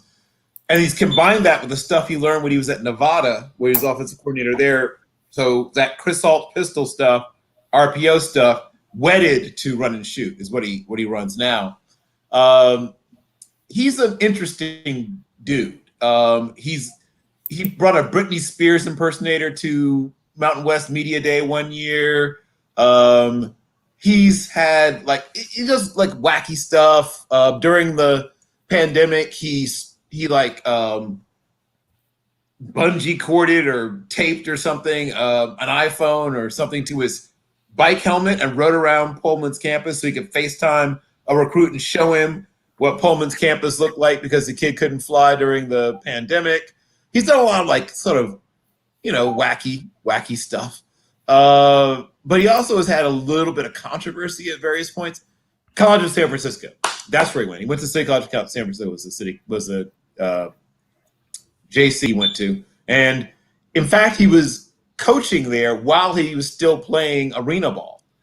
He was a part-time assistant coach at his old junior college while he was still playing arena ball. I remember watching him. I watched him as a player. Nicholas Robert Rolovich, right? I kind of rooted for him as a player because I always sort of root for the brainy but slightly underpowered types, Kellen Moore, like that. He was sort of a lesser version of that kind of guy. I knew he'd end up in coaching just like I knew Kellen Moore would end up in coaching, and I thought he'd be successful just like I thought Kellen Moore would be successful. But while he was at Hawaii, he was with Norm Chow and he replaced Norm Chow when Norm Chow was, sent out the door. And so he replaced what they had before with bringing back the run and shoot that he'd learned, like I said, under June Jones. Then, he went from there, and he had a good run, actually, at Hawaii. He had a good run at Hawaii and parlayed that into getting the job, obviously, he got now. But he also had a run-in. I don't know if you remember this, but they had a movement, a student-athlete movement called We Are United. And one of the leaders of that movement was a player named Cassidy Woods. And Cassidy Woods had recorded a conversation they had where I mean, it's open-ish to interpretation, but it sort of sounds like Coach Rolovich is letting him know that his position on the team is being threatened by his activism, right? So he had no problems with him opting out due to fears about COVID-19. He didn't like the putting forth of demands or whatever that We Are United was also bundling together with the COVID-19 concerns. And he later released the audio to the Dallas Morning News, as you might remember, I guess whoever reads the Dallas Morning News. But it was pretty clear that, he was being not too obliquely threatened. I mean, it seemed like there was a pretty clear message there that, hey, I need you to shut that stuff down. And this is a guy who quit his job rather than get a shot. Right. Yes. Yes. Correct. That's nonsense. Yep. Later. Yep. So let's get to. I know Demetrius is chomping at the bit here, and I've been kind of dangling this carrot and finally. So let's talk about Iowa and what happened to Iowa this week. Last week we were talking about the dominance and how good they looked, and then all of a sudden we come back down to earth. So this which is an Iowa thing.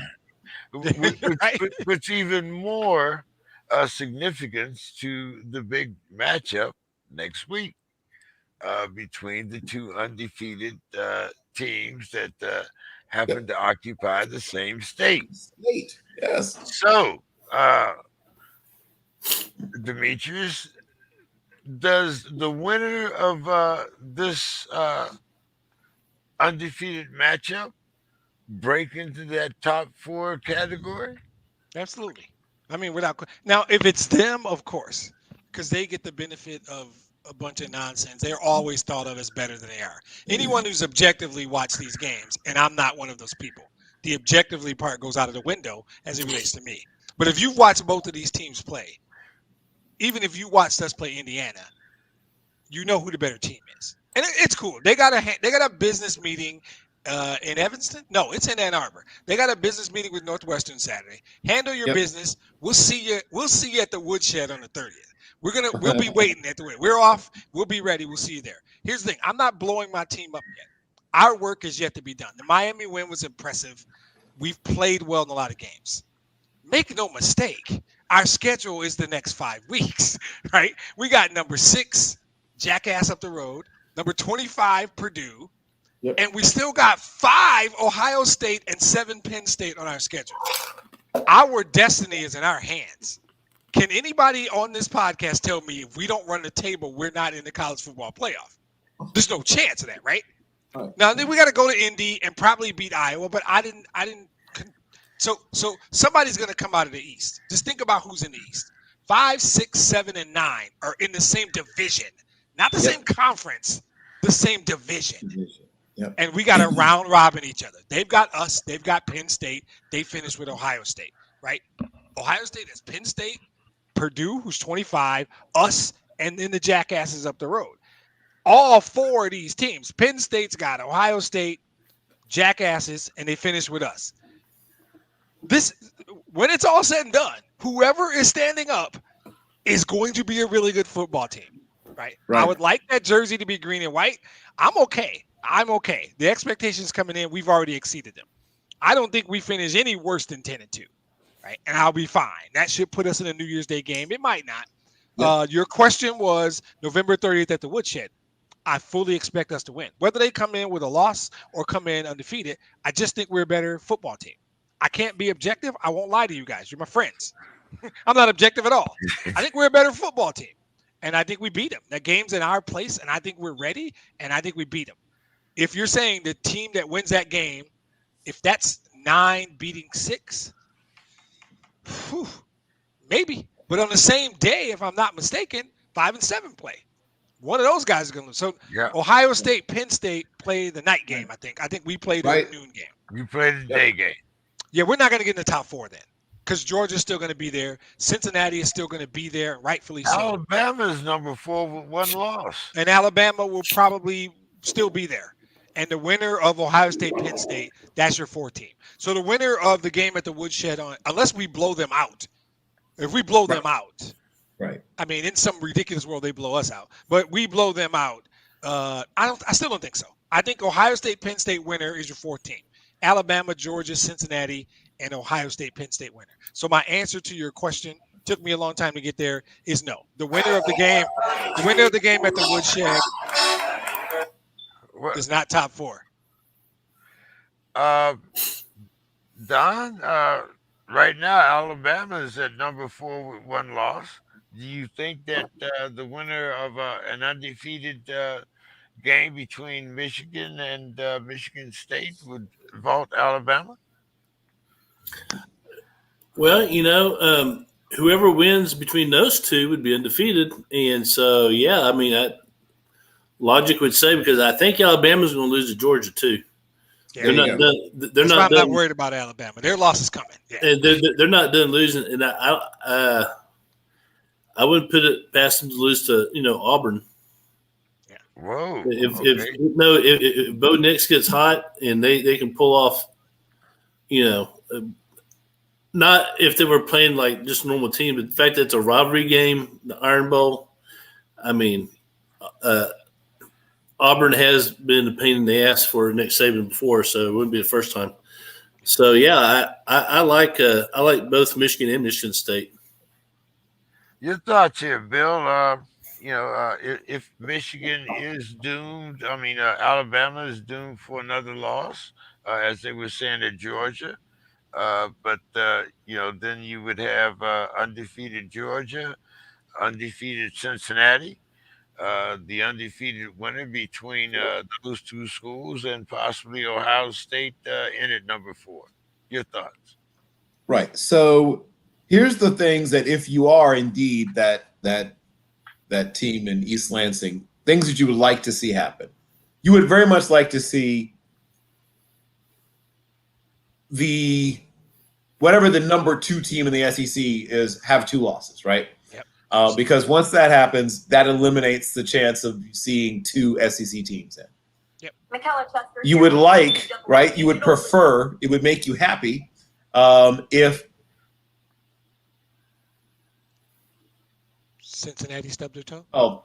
Each man should pick up a loss somewhere, right? Yeah. That would also work out well for you, right? Because if Oklahoma State runs the table, right, that could be problematic. I think they're number 8 right now, and I think Oklahoma's number 3. Yeah. So if one of those teams is undefeated, that could make it challenging. So if you got Cincinnati, the SEC champion, and a Big 12 champion all are undefeated, now you really do have to run the table if you're Michigan State. Yep. Right? One loss Michigan State is not in the playoff. One loss Michigan State's not going to survive. Because that means Penn State or Ohio State probably have 1 loss as well. Yeah, that doesn't work for us. And though it's unlikely, Wake Forest is still lurking in the weeds, not having lost a single game. So, I mean, they have a long way to go because no one respects them at all. But if they don't lose a single game, it's going to be interesting to see what they do with Wake Forest. Demetrius, who is this gentleman that's coaching Michigan State, Mr. Mel Tucker? And how do you account for the quick turnaround that he's made, bringing you guys up to 8, 9? Yeah. So Mel Tucker's a fantastic football coach, who he is. He was a grad assistant at Michigan State, 97, 98. I won't do the whole resume. I will say the thing that I love is where his experience lies. He's got experience in the NFL. He spent 3 years with Cleveland, 3 years in Jacksonville in defensive coordinators, assistant head coach type roles. So he has been there, either right next to the man, coaching defenses. He was DC with the Bears for a season. He did his what do you call it when you go to Alabama, Bill? Sorry. The the role you take at Alabama when you're moving up. Analyst. Oh, Analyst analyst. role. Yes, Yeah. So yes. he did the Analyst. analyst role at Alabama in 2015, and then he did DC at Georgia. That's 2 years there. That's 3 years in the SEC at the big Yep. boys, right? Then he went to Colorado as a head coach, and probably would still be at Colorado doing a great job, except Michigan State came calling. Yep. And he came last year, and it was the COVID season, and we won 2 games, but we won the one against the Jackasses, and that alone probably bought him 2 years. But then what he did, to answer the second part of your question, that's who he is. He's a fantastic football coach with Michigan State roots, which we love, who's got experience in the NFL and in the big boy part of college football. That's why he's good. The quick turnaround is easy. It's something called the transfer portal. That's what they call this thing, right? Yep. 20 kids transferred, and not just bums. Free agency. Right, exactly. The young man we talked about earlier called Kenneth Walker III transfer from an undefeated Wake Forest team. Imagine if they had Kenneth Walker. That would be great. We got a left tackle that's going to play on Sundays named Jarrett Horst, a mountain of a dude. A couple guys on defense. Chester Kimbrough came over from Florida, and Marquis Lowry came from Louisville. Yep, and a kid named Quavarius Crouch. So he just added talent, and he did it through the portal. And then on top of that, he had organic growth from a kid named Jalen Naylor, who we call Speedy. His redshirt sophomore quarterback, who we didn't expect to start because he had a transfer from Temple named Anthony Russo come over to be the starter, except Peyton Thorne said, hold my beer. I think I'm going to start at quarterback this year. Yep. Peyton Thorne is a quiet story of the year. Great transfer portal story is a kid named Connor Haywood, the son of Ironhead Hayward. Ironhead, yeah. Wasn't happy with his role at running back, went into the portal. Mel Tucker went to his house and said, yo, I'm going to move you to this H-back role. I'm going to do you. He came back. He went out of the portal and came back. That doesn't happen a lot, but Mel Tucker has built this culture where a kid can think he wants out, and then he decides to come back. And then there's just some tough defensive players like Panashuk and Cal Halliday, who we talked about, Mr. I don't wear gloves, I don't wear tape, I'm old school throwback. And we have an explosive offense. And I'm not underusing the word explosive. Jaden Reed came over with Walker and Naylor. They got a kid named Mosley and Hayward at the H-back, Peyton Thorne, the quarterback. The offense can be explosive at times. Reason for the quick turnaround is simple. Organic growth for some guys that were in the program. The best utilization of the transfer portal in the history of all transfer portals. I don't know how many transfer portals there are in the world, but Mel Tucker used this one better than anyone. And he built a culture. Tough defense, they hit, they run, and an explosive offense. That's how you turned it around quickly. And we're not done, by the way. We're not done. I don't know that we run the table. There's a beauty in being 7-0 and having your destiny in your hands, right? I don't think there's anybody on our schedule that I would say we can't beat. I don't know. Ohio State's come around. That's a tough game. Penn State's a tough game. Jackasses. No, we're going to beat the Jackasses. There's some tough games still on our schedule, but Mel Tucker is a wizard as far as I'm concerned. That transfer portal is just, if you're thinking about it, go get Mel Tucker's book on transfer portal. It's not written yet, but I'm sure he's going to write it. That's how you turn a program around from 2-5 to 7-0 and number 9 in the country, real fast. Yep. All right. Well, I gave you a chance to get you guys out there because I'm going to come back for you a little bit later when we're talking NFL. Oh yeah, I know. And let me get your thoughts on the $1 billion settlement for that the NFL has settled for race normalizing. Your thoughts? Me? Oh yeah, we talked about this before a few months ago. I think we had a conversation about this. Yeah. Yep. Too little, too late. I don't think you can quantify how we have to dark. I don't think you can quantify how fucked up this is. This is really, really bad, right? I mean, if we were to dig into this was messed up. The idea here is, wait a minute, strictly because you're black, your brain's already jacked up somewhat. So we're not even going to look at your test the same way we do white guys whose brains are completely intact. I don't. It's so tough for me this one because it's so absurd. Even Don's eyebrows agree with me. Don's eyebrows just said, "What in the hell is he talking about?" And I remember the last time we talked about it, Don was like, "Wait, are you guys making this up? What are you talking about?" But reviewing tests and making decisions about, and we're talking former players who have given their bodies, sometimes their minds, damaged. They need this money. They have to have this coverage and stuff like that.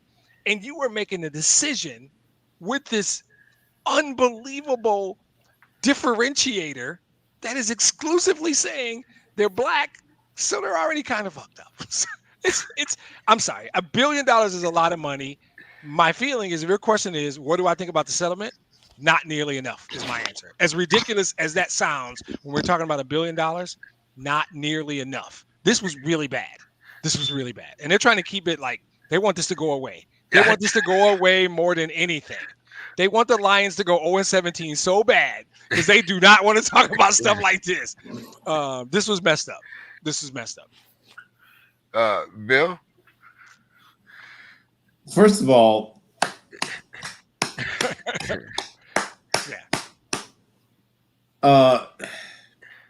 so many things. So it reminds me of the old days of phrenology, right? Pseudosciences have always been a big part of right. Pseudosciences have always played a big role in everything racist that has ever happened, right? Yep. There was even a disease called droptomania that had been diagnosed in slaves that ran away, right? Because they had an illness that made them want freedom, right? So there's always been pseudoscience that springs up around these things.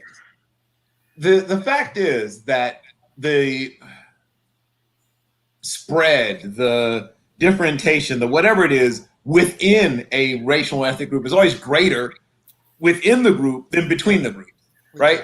Anyone who knows anything about anything that deals with science, genetics, anything already knows that.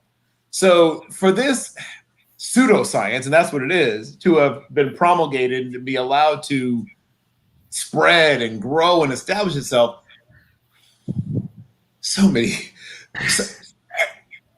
I mean, when you settle for $1 billion, you're admitting that you did it. You did it long and you did it hard.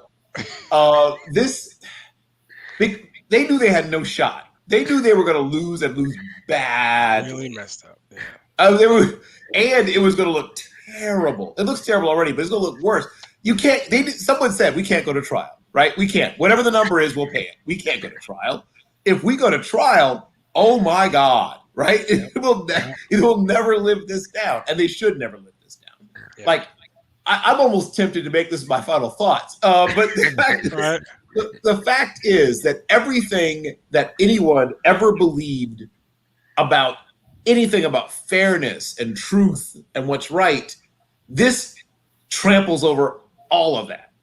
This is wrong in every single way that things can be wrong. Yeah. And they knew it, right? When you say, how much? $1 billion? Sure. Where do we sign? Yeah. That's how you know that somebody knew they were wrong. Yeah, nobody settles for $1 billion. Nothing has ever been settled for $1 billion. That is just an admission of guilt. Like Bill said, that's an I'm wrong check. Don, have you looked into this anymore since our last? Well, no, because I was like, okay, this is unreal that people would even have that thought in the year of our Lord 2021.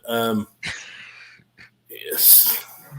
And y'all brought it up again. I'm like, oh yeah, I remember this. They were saying that the black man brain is kind of warped compared to other races. You're already kind of damaged anyway. Already, we're damaged because it's coming out of the way. And you look like you didn't believe it still, even though you heard us say it before. You still don't believe it.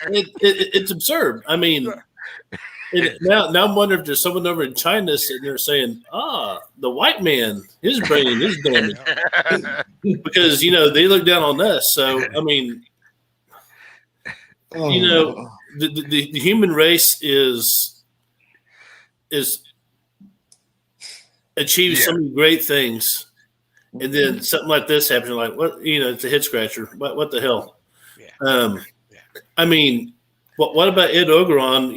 As trying to hit up on the what's wrong with his That's brain? what we think. That was Ed great. keeps catching strays on the show. I love how Don closed it out. He's like, look, that other conversation is crazy. I don't even understand how that's real. And Ed Orgeron is a monster. Well, I mean, but okay, if a black man's brain's already warped, what does it say about Ed Orgeron hitting on? You are not his boss's ingratiating pregnant yourself wife? to Louisiana. Do you ever want to go to Louisiana again? No, you don't. Do you? Clearly, you don't want the crawfish you talking about earlier because you're not getting them now. No, but And hell, we Ed know, Orgeron's got that kicked you're out of not Louisiana. driving through Oklahoma to get Yeah, there. never. Oh my God! Well, luckily they're at opposite ends or whatever. He doesn't but have to go through Oklahoma to get to Louisiana. luckily, But because they're waiting for him at the border. right. There's Pictures some of Don Hayes. there's some warped white brains in Oklahoma. Let me tell you. Hey, the mullet is still acceptable. Oh my God, he's on fire! This is great. I got The mullet's still acceptable headwear in Oklahoma. I mean, whenever you go to OU, if you watch OU football game on TV and they scan the crowd, you're like, what in the? Yeah. I mean, it's like Arkansas on steroids. It's like Don's gonna take over this podcast, James. If you don't stop this, he's gonna spread throughout the southeast. He is moving further and further. and these are fellow white people. So I'm thinking of all the states that border upon Texas. Has anyone not caught one tonight? I thought we had wildfires out here in California. Right. He's covering everybody. He's just spraying. He's spraying all around Texas. Y'all all getting it. Boom. Arkansas, bam. There's your Oklahoma. Oh, I didn't forget about you. He's getting everybody. That's awesome. I love New Mexico, though. I love New Mexico. Oh, one thing, New Mexico is safe. I love New Mexico. Beautiful state up in the mountains of New Mexico. It is a beautiful state. It is a beautiful state. I love it. Oh, well. So you can breathe easy, New Mexico. You are on the New Mexico, you're good. Hey, Arkansas is a beautiful state. They just got, some inbred. That's all. Stop, James. You got to stop him. He's not going to stop, James. He's not going to stop. You know he won't. Don, I'm going to have to let you visit West Virginia sometime. But anyway. Don in West Virginia is a podcast by itself. That's the whole podcast. I might as well get my few little digs in, too. But anyway, Don, do you think that Deshaun Watson will be traded by the Texans before the November 2nd deadline? Quite possibly. I think I saw a runner on ESPN talking about maybe there might be a trade between him and Tua. I don't know. Deshaun Watson is, I think, to me, still a hell of a quarterback. I mean, when he was on fire, Houston was a good team, and we've seen what's happened to Houston since. So he still has some good years in him. If you can keep him away from the – Here we go. Here we go. Go ahead. Keep him away from go ahead, Don. Go ahead, Don. The table. The tables. I'm sorry. I saw the train coming. I couldn't help myself. Yeah. Poker table, roulette table, any particular table? No, that's fine. That's okay. The prize table. Bill, let's get back down to earth here a little bit. I heard there was a 3-team, or I didn't actually hear who the third team was, but I heard there was a possibility of Tua, Watson, some third team involved. The Washington football team or whatever. So let me just say this about that. This is what the NBA has wrought, right? These things are awesome to talk about, right? But, and I understand being a journalist, you always want to, hey, look at this thing that could possibly maybe happen, maybe kind of, sort of. So the latest round of, hey, what about this as an idea, right? Once Denver said, no, don't get your name out of my mouth. Get my name out of your mouth. Sorry. I'm not in this, right? Once they made it clear that they are not involved in the Deshaun Watson or Tua Tagovailoa sweepstakes, then the immediately people shifted then to the Washington football team, right, as the third leg in this triangular whatever. So supposedly, in order to make the deal with Miami work, Miami has picks, right? Miami has picks, but supposedly Houston said, we're not so much sold on the idea of taking Tua. So supposedly they had to bring in somebody that was interested in Tua, and supposedly in this, once again, we're in a world of just idle conjecture here. The team that said, oh, we do like Tua, supposedly, is Washington. And they supposedly were offering a player and a second round or something, whatever, which would also then be packaged once it was received by the Dolphins to be yet another part of the compensation going to Houston for Deshaun Watson, blah, blah, blah. Now, this is once again something that 14-year-olds who've been drinking that surge come up with when they're once again staying up past their bedtimes on franchise mode. I don't think any of this is likely to happen. I'm not saying there won't be a deal, but this particular deal doesn't sound like one that I think will happen. Demetrius. You can't. It's so tough because they want to trade him. He wants to be traded. But when you have extenuating circumstances, it throws off the leverage. So then, no matter what the trade is, somebody's getting screwed because his value isn't appropriate right now. You can't appropriately do an appraisal on Deshaun Watson. If he's a house, that appraisal is messed up because there are cracks in the foundation, right? You don't know if he's going to get suspended. You don't know if he's going to get arrested. And so nobody's really going to ever offer you what he's actually worth. So do you just take something you don't want to get rid of him? I don't know how you do that. If you don't like Tua, what is it going to take? And if you're Miami, why do you do that? You're giving up on Tua already. You're going to go get it. But it might be a difference maker for Miami. Miami might be a Deshaun Watson away from competing with Buffalo for the AFC East. Maybe. Or at least Miami might think they are. I don't know. I'll try and answer your question this way. He will not be traded by November 2nd. This thing's going to drag on and be ugly, and something will happen in the offseason. It's too hard to do right now because there's too many unknown variables about what Deshaun Watson can or cannot do next year. He might go to trial in the summer. He might get suspended for half the season. Without knowing those facts, you can't make a decision on the order of magnitude that a trade of Deshaun Watson is, what it's going to take to get him back, especially if you got to go to a third team and get more compensation because Houston doesn't want to do something straight up. Now you're making me work. For your dude that might end up in jail. I'm not trying to work like that. It's just a lot of work. But so I don't know if it happens right now. Sticking with you, Demetrius, has Baker's injury cost him a contract extension and the Clowns an AFC championship? The first one, on the first one. Even though they're looking pretty good tonight, I think they're up 17-7. They're playing a bad Denver team, and Denver has just scored another touchdown, so they're playing 14-7. So I'm going to give you two no's. One, I don't think they were ever in competition for the AFC championship anyway. So it's a no based on the premise of the question, and it does not cost him a contract because two reasons.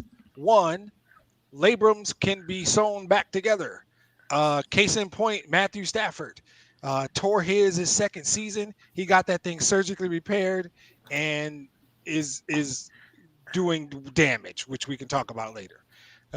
You can repair a labrum, particularly in a non-throwing shoulder. I'm not even a Stafford fan. Yes, you are. And I'm offended that you put Baker and Stafford in the same sentence. No, I didn't. I put Baker's labrum in a sentence with Stafford's labrum. Yeah, he will never be Matthew Stafford. Trust me. But labrums can be fixed, is my point. They can be sewn up and fixed. because you just don't want your shoulder popping out. And they can tie those things off. They do it all the time. That's a relatively routine procedure these days. I am not a Baker fan. I like their running game, and I think their defensive line might be the most elite unit in all of football. I don't think that was going to be enough to get them past Kansas City and Buffalo, and potentially other teams. And they got teams in their division they got to beat. I'm not sure they're better than you guys. I don't know if they're better than Baltimore. Right? There's some other teams there. Right? Right? No, I didn't forget about Baltimore. And Tennessee is a good football team. I don't know that they're a top 4 team in the AFC, top 5 team in the AFC. If you force me to, I like the Chargers, the Chiefs, the Bills. I like the Ravens. I might like the Titans and the Steelers all more than Cleveland. Cleveland was a hype train. The 4-letter jumped all over them and put them on. So I don't know if it cost them anything because I don't think they were really going to get that. I don't think they're one of the 4 or 5 best teams in the AFC. But Baker will get paid because there's some coach somewhere who always believes he's the one, right? And when you tie up that labrum and his shoulder stays in socket, somebody's going to give that dude a lot of money because he's shown just enough that he could, on the right team, in the right system, he can be a pretty good quarterback. Come on, Don. I know I have a defense attorney ready. Come on, Don. Well, no, I think Baker Mayfield he reminds me a lot of Johnny Manziel without the warped white man brain.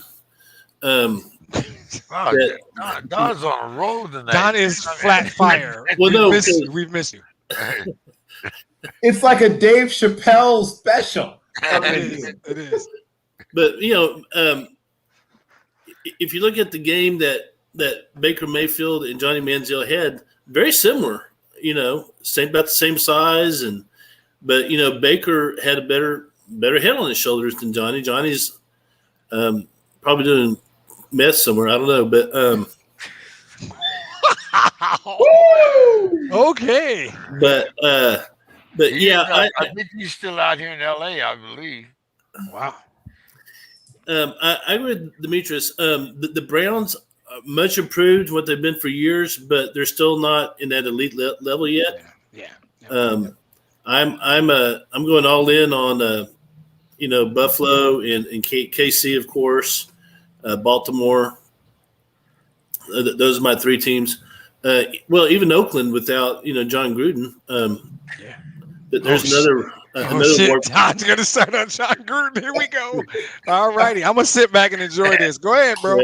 Well, Gruden, he might have a warped white man brain too. Who knows? But Mike, he wants to go off so bad. I wasn't here last week when y'all discussed that, so I was waiting. But yeah, I really like Buffalo. Take the pulpit, Don. I know, man. You got it. You want to Nobody's go off rushing on John? Right. Fine. We're not rushing you. We don't care nothing about time on this show. So, I know. So if you want, I do. I got to get up at 4:30. So I'm in the Eastern time zone tonight. It's an hour later than I'm used to. It's already after 11. But the Cleveland. Like I said, much improved over where they were 3 or 4 years ago, but they have some great components on their team. They're just not. Any other year, I would say yes, but they've hit that perfect storm of, Josh Allen, Mahomes, Lamar Jackson, that 3-headed snake that they have to get through to the playoffs. So can't do it. I do. James will get mad, but I do think they're better than Pittsburgh. Hey, I will let you say that. Right but, now, it's been a pill to swallow there, Don. While we have just extended Demetrius, I'm not sure where your contract is.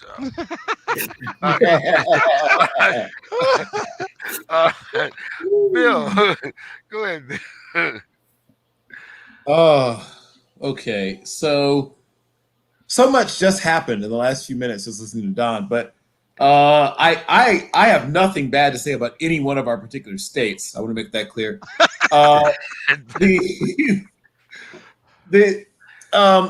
We're talking about the Browns in particular now. Is that where we are?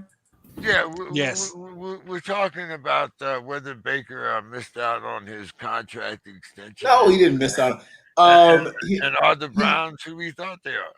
The the clowns. I mean, Browns are still a team that's a couple of players away from being a real contender, which is a lot of teams. I mean, well, some teams are terrible, but other than the teams that are terrible, most teams are just a few players away from being a real contender. For some teams, that player is a franchise quarterback. Now, we don't know if that's what Baker is yet, but they're going to give him a chance to show them definitively whether he is or isn't. The reason that he hasn't been as good this year is he's had this torn labrum since the end of training camp. I mean, he's had this torn labrum. And then on top of that, he now has a crack in his humerus. I mean, this is an injury that has been further exacerbated by him playing on it, which is why they finally decided to shut him down for a while. There's a good chance he'll look way better when he's not in agony. You know? Right. Right? Yeah. Who knows what it'll look like when he's not having to wince every time he tries to throw a football or move around. You know, you could say, oh, it's his non-throwing shoulder. But anyone who's ever thrown, it doesn't even have to be a football. If you engage in any athletic activity that involved torsion and developing power in your upper body, just because it's the other side doesn't mean you're not exerting effort from it. So I would imagine that him trying to tough it out, which helps to sell you on him. In fact, if anything, right? If you're the Browns, the fact that he tried to play through this lets you know toughness, leadership, all that good stuff. And you saw what he could do, right? They have, like last year didn't just disappear from your minds. You have an idea of what he can do in this offense. You know that this team is still on the ascent. Myles Garrett is 25. Is that correct? So he's 3 or 4 years away from being as good as he's going to get. He's going to keep getting better for another 3 or 4 years. Let that sink in. They need to figure out a few things in a few other positions. Their offensive line had some good players on it, but they don't have great depth, right? Which is a lot of teams also. They need a third wide receiver. Maybe that guy's on the roster, but he needs to prove he's that guy. Could be Donovan Peoples-Jones. I doubt it's Rashard Higgins. If it was going to be him, he should have done this already. The tight end position, you know, they've got Joku, who's very talented but inconsistent, and also has since he get hurt. Austin Hooper, they gave a fair amount of money in free agency, but he's, I would say, underachieved. The defense is, I think, 1 or 2 players away from being elite. It's very good now. If they find a lockdown corner, right, a true lockdown corner, and they upgrade one of their 2 safeties, look out. Their linebackers can afford to be meh at that point. If you've got a great safety tandem and a good corner and a lockdown corner and a great pass rush, your linebackers can now officially be meh. You don't need greatness. As long as they know their assignments and don't blow the assignments, right? They don't need to be great. They just need to be solid. Exactly. So like they're you close. said, that unit is with what they have up front, a couple pieces away. Their real problem isn't within their own locker room. Their problem really is in Kansas City, Missouri. It's in Buffalo, New York, and it might be in LA, California, or Baltimore, Maryland. There are teams that are just better than them. It's just better than them. All of the above. Yeah. Monday Night Football, Bill. Right play, just wrong execution. Well, 2 things. I love that little tight end delay right in that, where the quarterback takes that lunge forward, rises up, and the tight end slides off a block. Nobody's accounted for him. Book. Now that's just me, right? Because that seems to always work. I can't think of a time when that didn't work. But there's nothing wrong with that play. He's a 6'5", 246-pound quarterback, pretty good athlete. You're thinking either he gets movement or he takes a step back and jumps. Probably should work. I'm a fan of that little tight end delay thing where you look like it's going to be, a quarterback sneak and the quarterback last minute rises up. Bloop. That's my thing. Like whenever I'm like coaching youth football, I always put that in. Like I install that sucker. Like we're going to do this after people think we're going to do that. But yeah, there's nothing wrong with that play call. It just, he slipped and the guard got pushed back and it didn't work. It's funny you say that, Bill, because as I teach young corners, I always teach them, about that in the red zone. Watch out for. Anyway, Don, what's your thoughts? You're a Josh Allen man. Right play just gone wrong. Yeah, it looked like he just lost his footing. I mean, He did. there's a slip. I don't know if there. I don't know what the field conditions were like. I don't know. I don't think there's raining, but sometimes that turf gets a little slick, and turf monster. That turf monster. Yeah. Come on, like Forrest Gump said, it happens.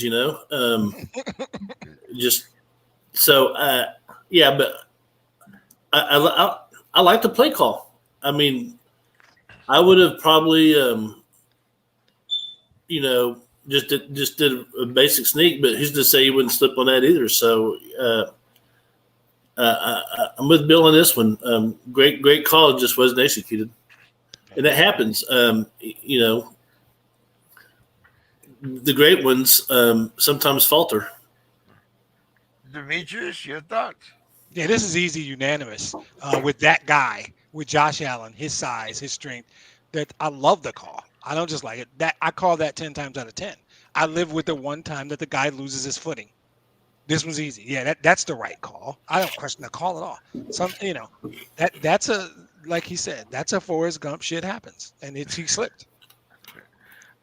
Demetrius, after watching last week's, actually, I guess you could say the last 4 or 5 weeks of Mr. Lamar Jackson, well, at least the last 4 anyway, of Lamar Jackson, do you think that he's surpassed the Mahomes mystique? Nope.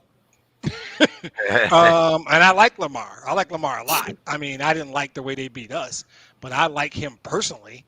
But no, they're first of all, Mahomes is not mystique. That's real. That's legit. That's bona fide. That's not a mystique. And the reality is, probably the next 3 to 4, 5 years, Patrick Mahomes is the best quarterback in football. Doesn't mean the Chiefs win the Super Bowl. He can do things that nobody else can do.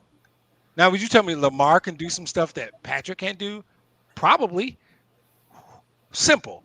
Who do you take? You get to start a team where you can have any quarterback in the league. Who are you taking? I think you ask.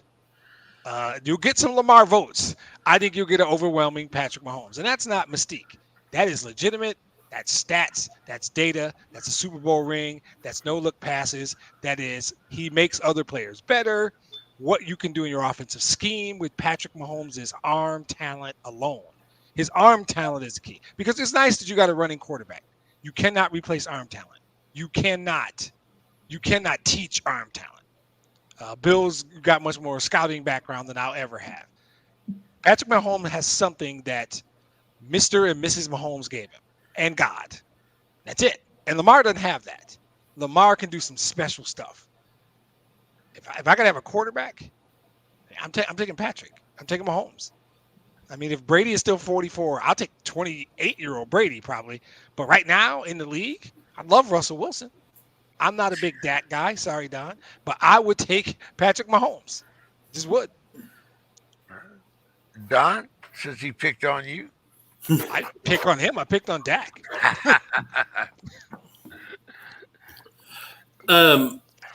Big Mahomes fan.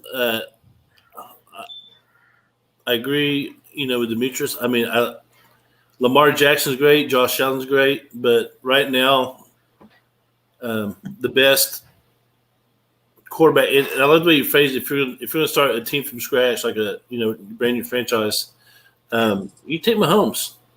Yep. You take Mahomes first. Probably Josh Allen second. Maybe Justin Herbert. Herbert, yeah, Herbert. Right. Lamar's in the next part of that conversation. Lamar, and then you go Dak. Dak's in the conversation. I didn't bury the guy. Don put him down there at number 5, so that's not bad. That's But fair. Dak doesn't have to be great. He just needs to. Exactly. He's not called on to win games as much as some of those other guys. We have a great defense, and we'll talk about that later. But Bill, you gonna make it unanimous?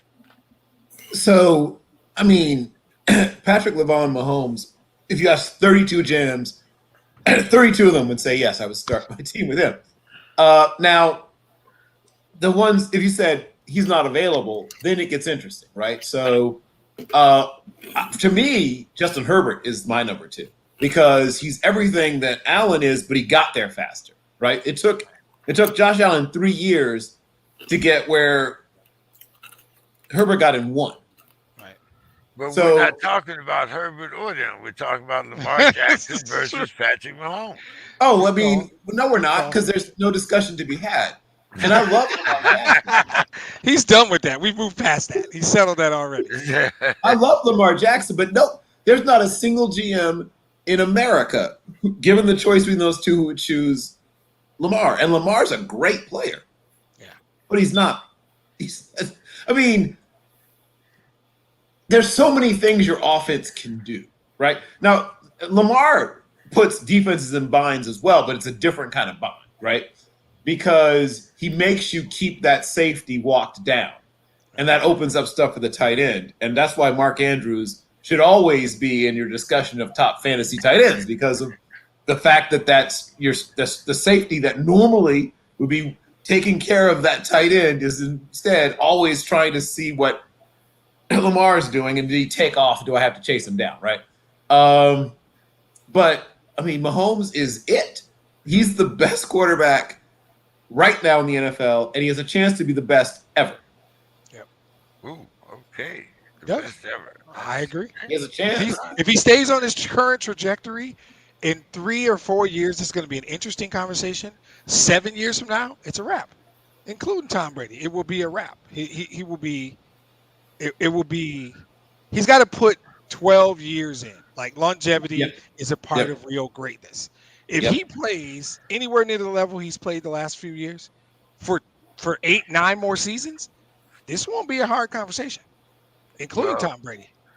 Well, I intend to have these conversations for the next 26 years, just on the outside chance. But I'll revisit you on this in a couple of decades. Okay, we're going to have this on your 100th birthday. We're going to settle this. Yes. Actually, 101. 101, sorry. Yes. You have to count. There's a reminder somewhere up there. Oh, I can't anyway, see that. yeah, okay. Well, anyway, Bill knows what I'm talking. So Anyway. it's because he was in the 101st, Demetrius. He has to go to 101 because I got you. Sorry. He said 26 years, and he told Well, me he was 74. And 74 Flint Northern High plus. School math says that's 100. Well, 74 plus. I didn't just turn 74 yesterday. Oh, gotcha. Yeah. You lied about your age, is what I just heard. Hey, that's called vanity. Anyway, so Bill, we talked about Lamar. We talked about you guys have thrown Josh in there from time to time, but we have a young man that actually won his first pro game this Sunday. It had been 399 days yes. since the Jacksonville Jaguars had won a game. Yep. How many more games do you think it'll be before? I mean, how many more days before you think they'll win another? Well, I'm not looking at the schedule, but I'm going to say at least another 60-ish. Let's see. I think they win at least one more game. So I wish I were looking at the schedule right now. This is making it so much easier. Do they play Houston at some point? No. Houston's terrible. No, They're, I don't think they do. uh, Actually, they're in the same let's see. division, aren't they? I'm trying to Yeah. think. I'm That's gonna pull. AFC South. They Right. play. They have to play them, They right? play them. Yeah, Okay. they play them. They play 'em. So I think that might be their next chance to win a game. I'd have to look to see on the schedule when that is. I Yep. think they play. If that's the case, then they play them twice then because they haven't Right. played Yeah, them yet, they right? do. They play them twice. Yeah. So let's see. Let's see who's on the Jacksonville's. Let's see. Bill's right though. That's the next win. That's a good call. Okay. So their schedule is the Seahawks Loss. next, and then the Bills, Loss. Mm, keep Blowout going. loss. then the Colts, Blowout loss. Keep going. the 40, Maybe. the 49ers, Blowout Okay, loss. keep going. the Falcons. That'll be interesting at least. That'll be a nice interesting. game. That'll That'll be be an interesting game. opportunity. Opportunity is what we'll Rams. call that. Blowout loss. Yeah. The Titans, Blowout Keep going. loss. the Texans. There we go. What day Where's is that game? That's it. That's your That game. is December 19th. There you go. Which There you would be, go. So that's about 58 roughly days. 58 like that. days. There you go. Yeah, so I almost nailed it. You did. and, You said 60-ish. Good. I was and then, close. Let's see. The day after Christmas, they play the Jets. That'd be a fun That's a close- festival. That's a that'll fun be festival right there. That'll be That's a interesting. prime time game Sunday night, maybe. Jan- We'll flex that game out of Sunday night, right? Flex that to noon. Yeah. oh, by the way, they've already lost to the Texans one time. Yeah. That Yes. was, Yeah. that was Yes. the first game. So let's see. And then let's see where that's the Jets. They finish off with the Texans, the Jets, the Patriots, and the Colts. They have a shot at 3 wins. For the Well, they got season. one, so 2 more. Yep. They have a shot at 3, but I'm giving. What is it? Let's say 2 and a possible. Is that what we 2 say? impossible, right? Yeah, that's a good spades hand, is what that There is. you go. Don, what's your thoughts? When do the Jaguars win their next game? They'll probably beat Houston in overtime. Late second field goal. That's how bad. But you know what? When you get 2 shitty teams like them in Houston, when 2 shitty teams play, it's usually a good game. Actually, they're usually very entertaining. Oh, the You're games right. are going to be great. He wasn't asking about the quality of the games. I agree. They will be great games. He was like, when are they going to win? Demetrius, you concur? Oh, absolutely. Yeah, I think they got shots against Houston. I like the decent spades hand. 2 and a possible. I like the 58-day call against Houston, and I give them a shot against the Jets because everybody's got a shot against the Jets. Okay. 2 and a possible. All right. Let's see. Let's get down to the kind of the heart of this. I'll say the meat of our NFL here. One for you, Demetrius, and one for me. Yep. 2 and a possible. 2 and a possible. There we go. So, and then there was one.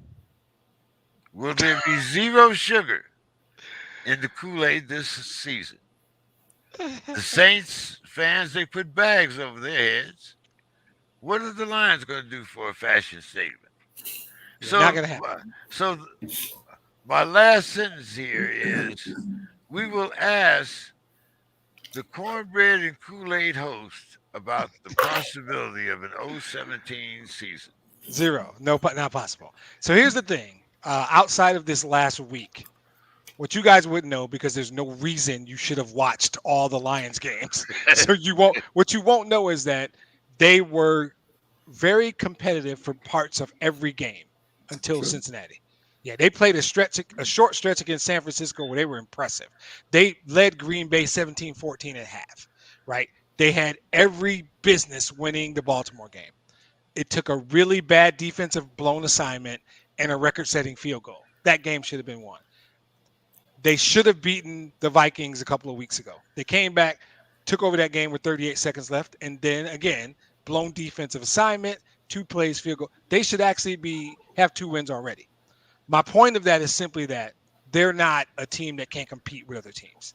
And between the combination of the schedule, them finally putting together a complete game, or catching somebody on a bad day. It might be Philly in a week and a half, Atlanta the day after Christmas. It might be Denver. There's some games on this schedule that if they play their, are they capable of going 0-17? Yeah. Till they win a game, you have to say it's possible.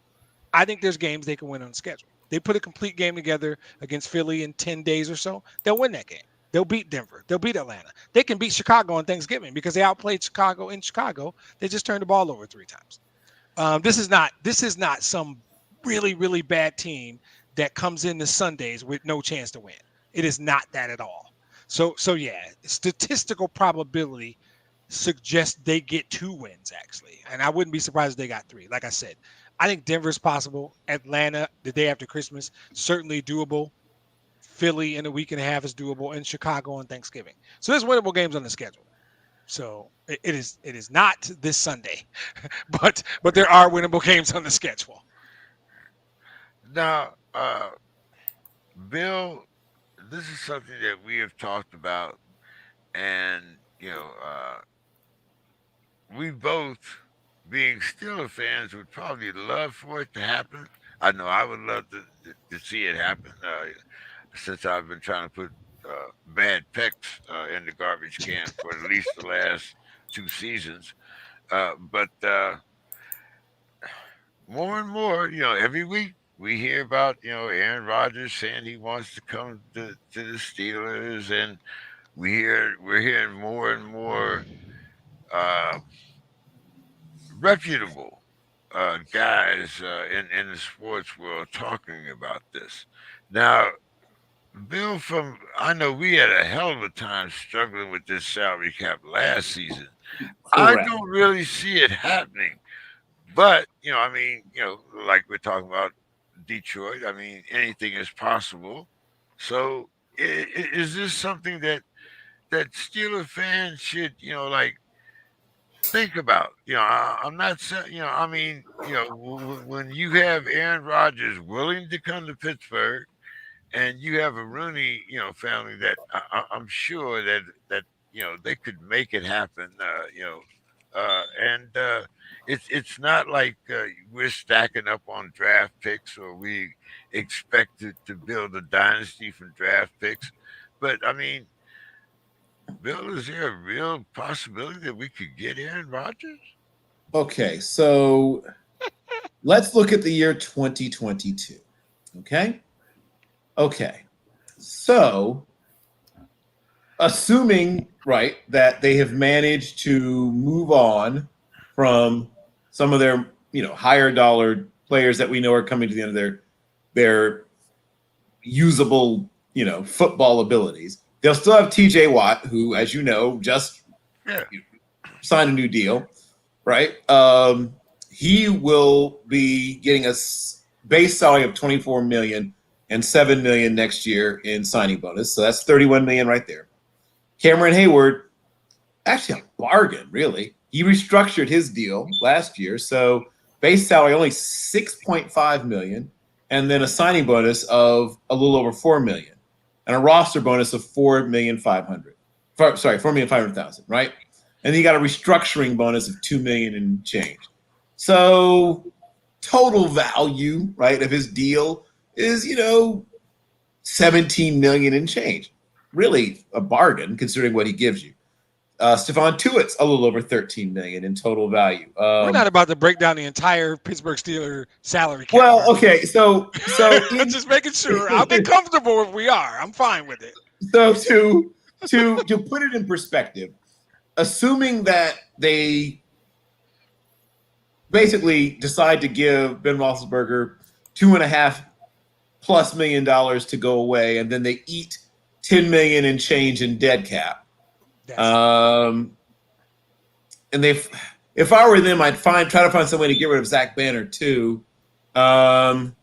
Minka's not going anywhere. It's not impossible, but a lot of restructuring is going to have to take place. Guess what I'm saying? Let me ask you, I'm sorry. How much was Ben's dead cap money for next year? Sorry. That's the key number to me. So Ben's dead cap for 2022 is $10,340,000. So it's not great. It's not, but it's not as bad as it would have been, if they hadn't restructured his deal. So I'm assuming at least part of the reason that the restructuring was done was if, they knew next year they needed to move on. So in terms of, we're just sort of looking at the biggest dead cap. Well, I mean, obviously TJ Watt's not going in place. Cameron Hayward, I don't think is going in place. Najee, of course, is brand new. Minka's not going in place.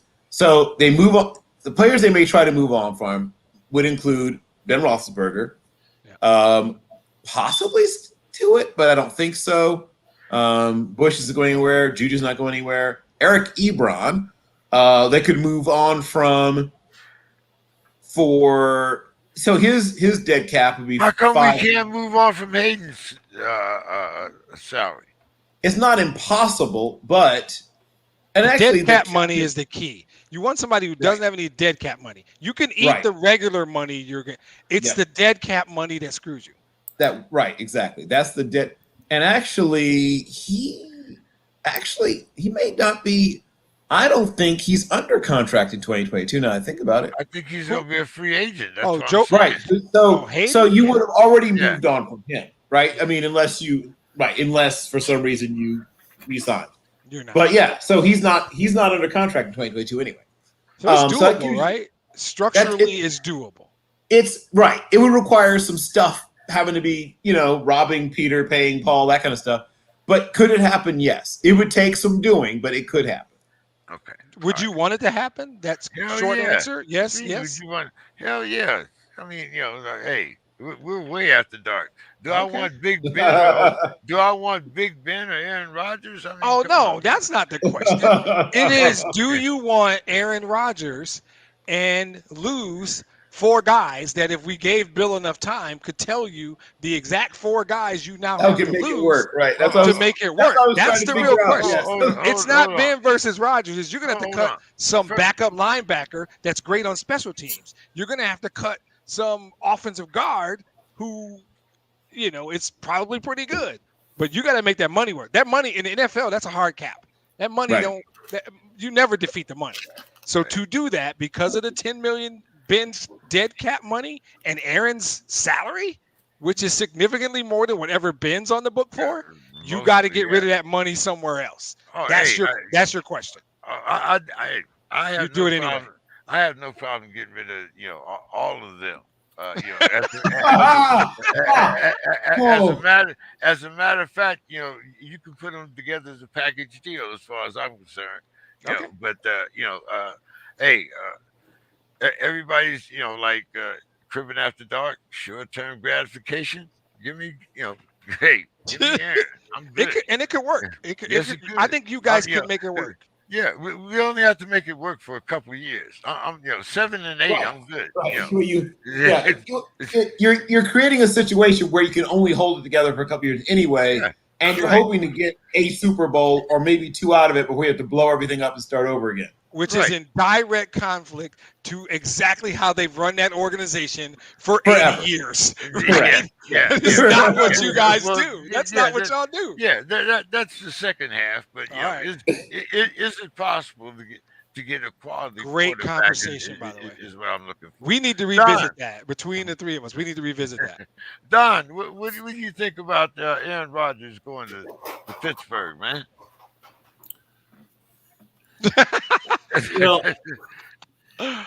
Probably the same way I felt when Kenny Stabler left Oakland and came to the Houston Oilers. Okay. It's just not right. No, I mean, I remember asking my dad. I was like, how old was I in 1979? I was 11 years old. 11. I said, Dad, can Kenny Stabler take the Oilers to the Super Bowl? He said, if he remains sober, he might. I mean,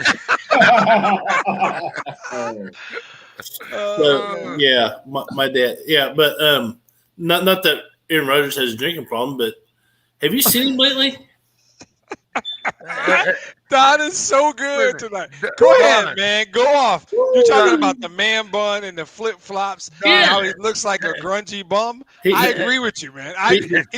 He looks like he's been skipping rocks somewhere. He kind of looks like one of those Antifa protesters up in Seattle. Exactly.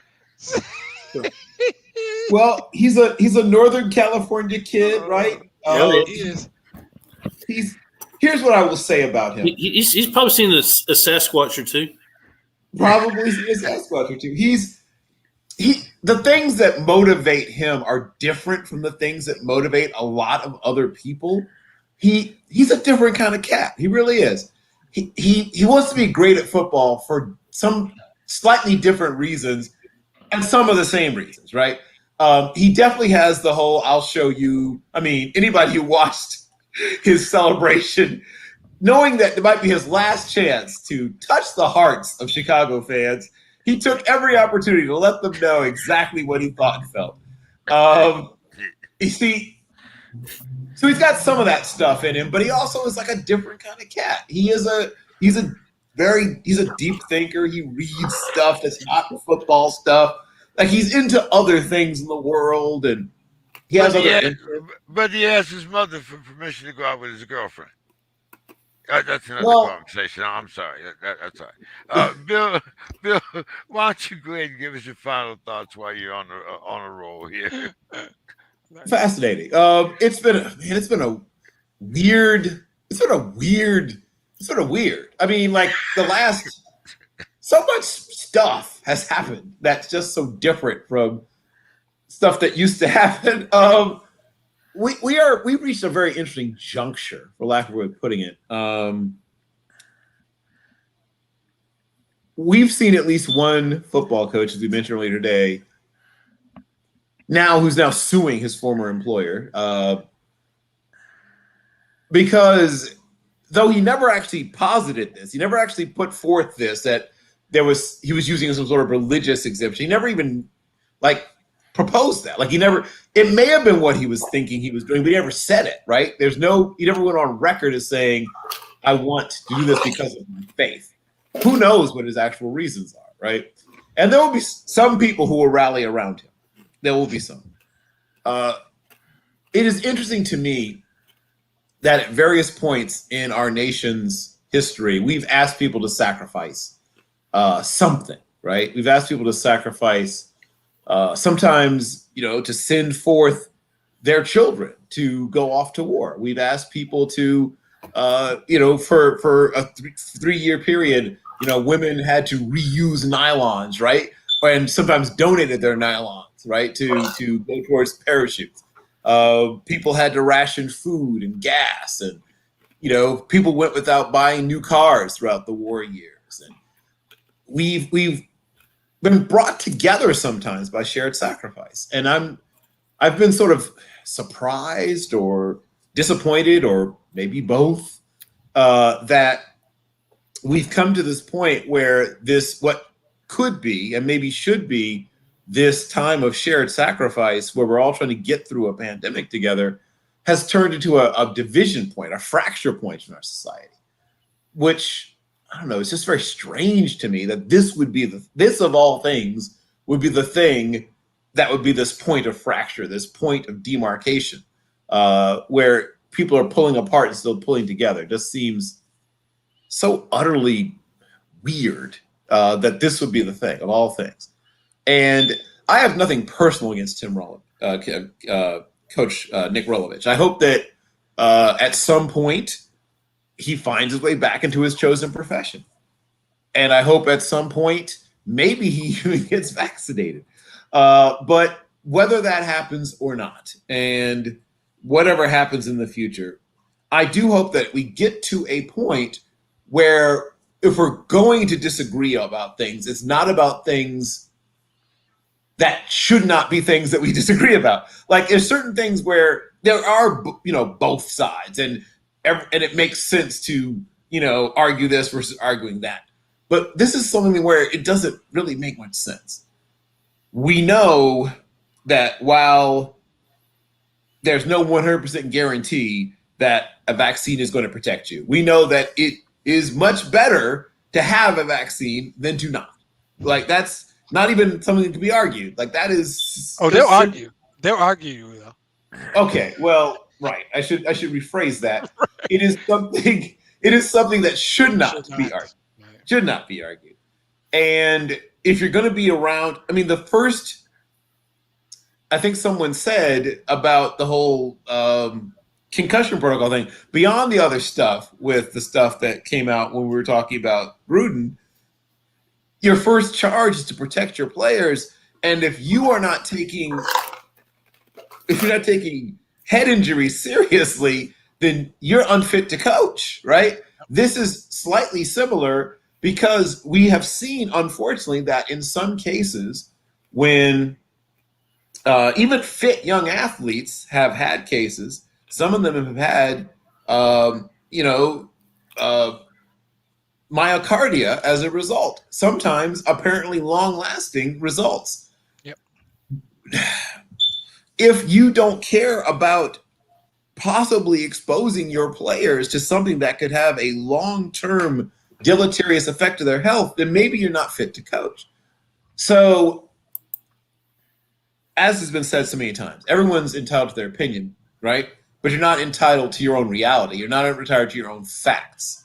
Right. So the fact is that you are making it more likely that something bad could happen to the health of your players and your staff. You are making it more likely that even if they don't get a super, bad case of it, still, if they're becoming infected, they then are now in a position where they could possibly infect someone else who then might have a serious health, effect coming from. Everyone says they want to go back to normal, right? This is something that can help us go back to normal.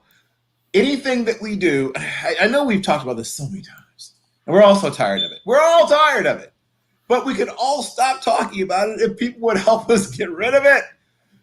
So my final thought is, if you truly want life to go back to normal, then help me to help you to help us, right? Help me to help you to help us. Stop doing your own research and talk to researchers who've been doing this their whole entire professional careers and actually know what they're talking about. I mean, it just seems to me that we're going in circles on this. And it seems we could stop so easily, right? It could be, that's the thing that frustrates me. That's the thing that frustrates me, is that we've managed to complicate something that could have been so simple. It could all be so simple, but you'd rather make it hard. Stop it. Those are my final thoughts. Stop.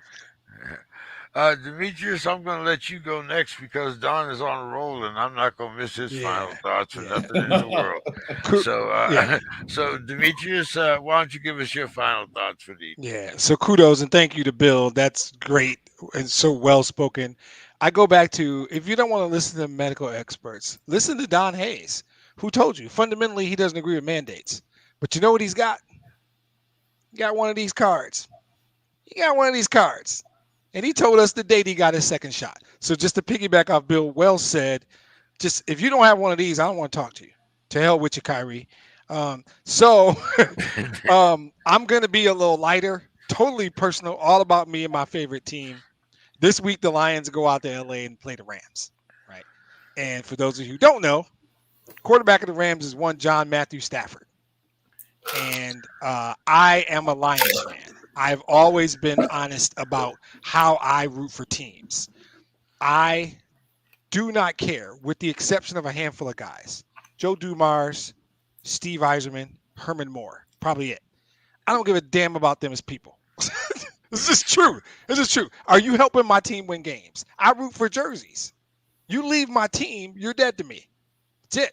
Joe Dumars never played for anybody else. Herman Moore never played for anybody else. Steve Eiserman never played for anybody else. That's why. Isaiah Thomas never played for anybody else. That's the kind of fan I am. I won't apologize for it. The one exception to that is John Matthew Stafford. Not only am I rooting for his success, because he was, without question, the greatest quarterback in the history of our franchise, which isn't saying a lot, but it is. he was a good dude. He is a good dude. He is a good family man. He was a good citizen of the city of Detroit. And even now, wearing another uniform, he will not say anything bad about my city. He will not say anything bad about that team. John Matthew Stafford is a good guy. I'm not talking about his arm, which is Hall of Fame worthy. Whether he ever wins, John Matthew Stafford has won in life. Period. He's got a wife, 4 beautiful daughters, and he is a good dude. Period. Full stop. So I am torn for the first time that I can ever remember. I don't think we're good enough to beat him, so I truly hope that he lights us up. I hope he goes for 450 and 5 touchdowns. I really do. He deserves all of the good things that are coming to him. Because for whatever reason, many fans of my team would not give it to him. They held him accountable for things that weren't his fault. They blamed him for bad draft picks. John Matthew Stafford is in my top 5 favorite athletes, top 7, right? He deserves everything that's coming. I so hope they win it. I am literally rooting for the Rams to win the Super Bowl, even though we have their number 1 pick, and I should not. Intuitively, I should want them to suck to help the Lions, but for the first time in my life, I am rooting for a player who left my team, and that's something I never do. I can't even tell you a guy. There were guys I couldn't wait to leave. Couldn't wait for Ndamukong Suh to get his ass out of town. Couldn't wait, right? And there were Pistons that I loved. When they left, you're dead to me. I'm sorry. That's it. We're done. This is the exception to that rule, and I'm telling you, take my word. Forget about his arm. Forget about his stats. John Matthew Stafford is a good guy, and he's won in life. So even if he doesn't ever win a playoff game or a Super Bowl, he's won in life. And I'm glad. I was happy the 10 years we had him. I was proud of him as a Lion, proud of him as a citizen of Detroit. And I hope good things happen for that man. Rode past the new stadium today, as a matter of fact, on my way up here on Crenshaw. For those of you that know about LA, Yeah. I am on Crenshaw. I'm representing tonight. So, Nice. Don, come on, man. Final thoughts. Give it to us. Final thoughts. Well, today in school, so I teach, I learned something. I haven't really thought about it, but I learned something that the earth is covered 3/5 by water. Yeah. That's amazing. How come it doesn't run over the edge? Well, but hey, no, but listen, you know what covers the rest of the earth? Trayvon fucking Diggs. Well done. Well done. I will be hosting Saturday Night Live. That was well done. That's a mic drop. You're supposed to do this. That's a mic drop. Yeah. That was awesome. So that came from the depths of my warped white. Right. At that point, you just say, "That's my time. I'm Don Hayes. Tip your waiters." That's my final thoughts. I'll be here to Monday. So yeah, Cowboys looking good. Defense, I told y'all before draft. I said if they draft some secondary, some linebackers, they'll win. Guess what? They're winning. So that's my final thought. Good to see y'all tonight. I don't know when I'll be back. We are good to have you, man. My team just qualified for the playoffs. So all right, way to go. Good luck to you, buddy. Hopefully I'll be back next Thursday, but apparently y'all are on until 11 fucking o'clock. So. You can join anytime. We're here all night, bro. I'll come in at 10 o'clock. Yeah, we got an early show and a late show. It's just all the same damn show. That's all. Ranger Hayes appearance. Is Ranger gonna say goodnight to us too, Don? Yeah, No, he's in bed. He's in bed already. He's waiting for me. All right.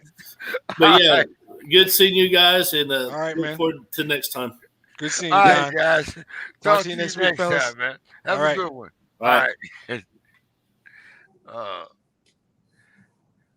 What about Monday, Bill? How you looking? Oh, what's happening this Monday? What? We're finishing up the Black Church thing. Maybe. I'm not All sure right. yet. I'll have to let you know. I should All be right. good for Saturday, though. I Okay. should be okay for Saturday. All right. And the Monday after that, the first Monday, we start talking about black conservatives. So, Oh, uh, okay. all right. Talk All to you right. later, man. Have a I good will one. talk to you later. You have a good All evening, right. sir. You too. Bye. Bye. It'll all be so.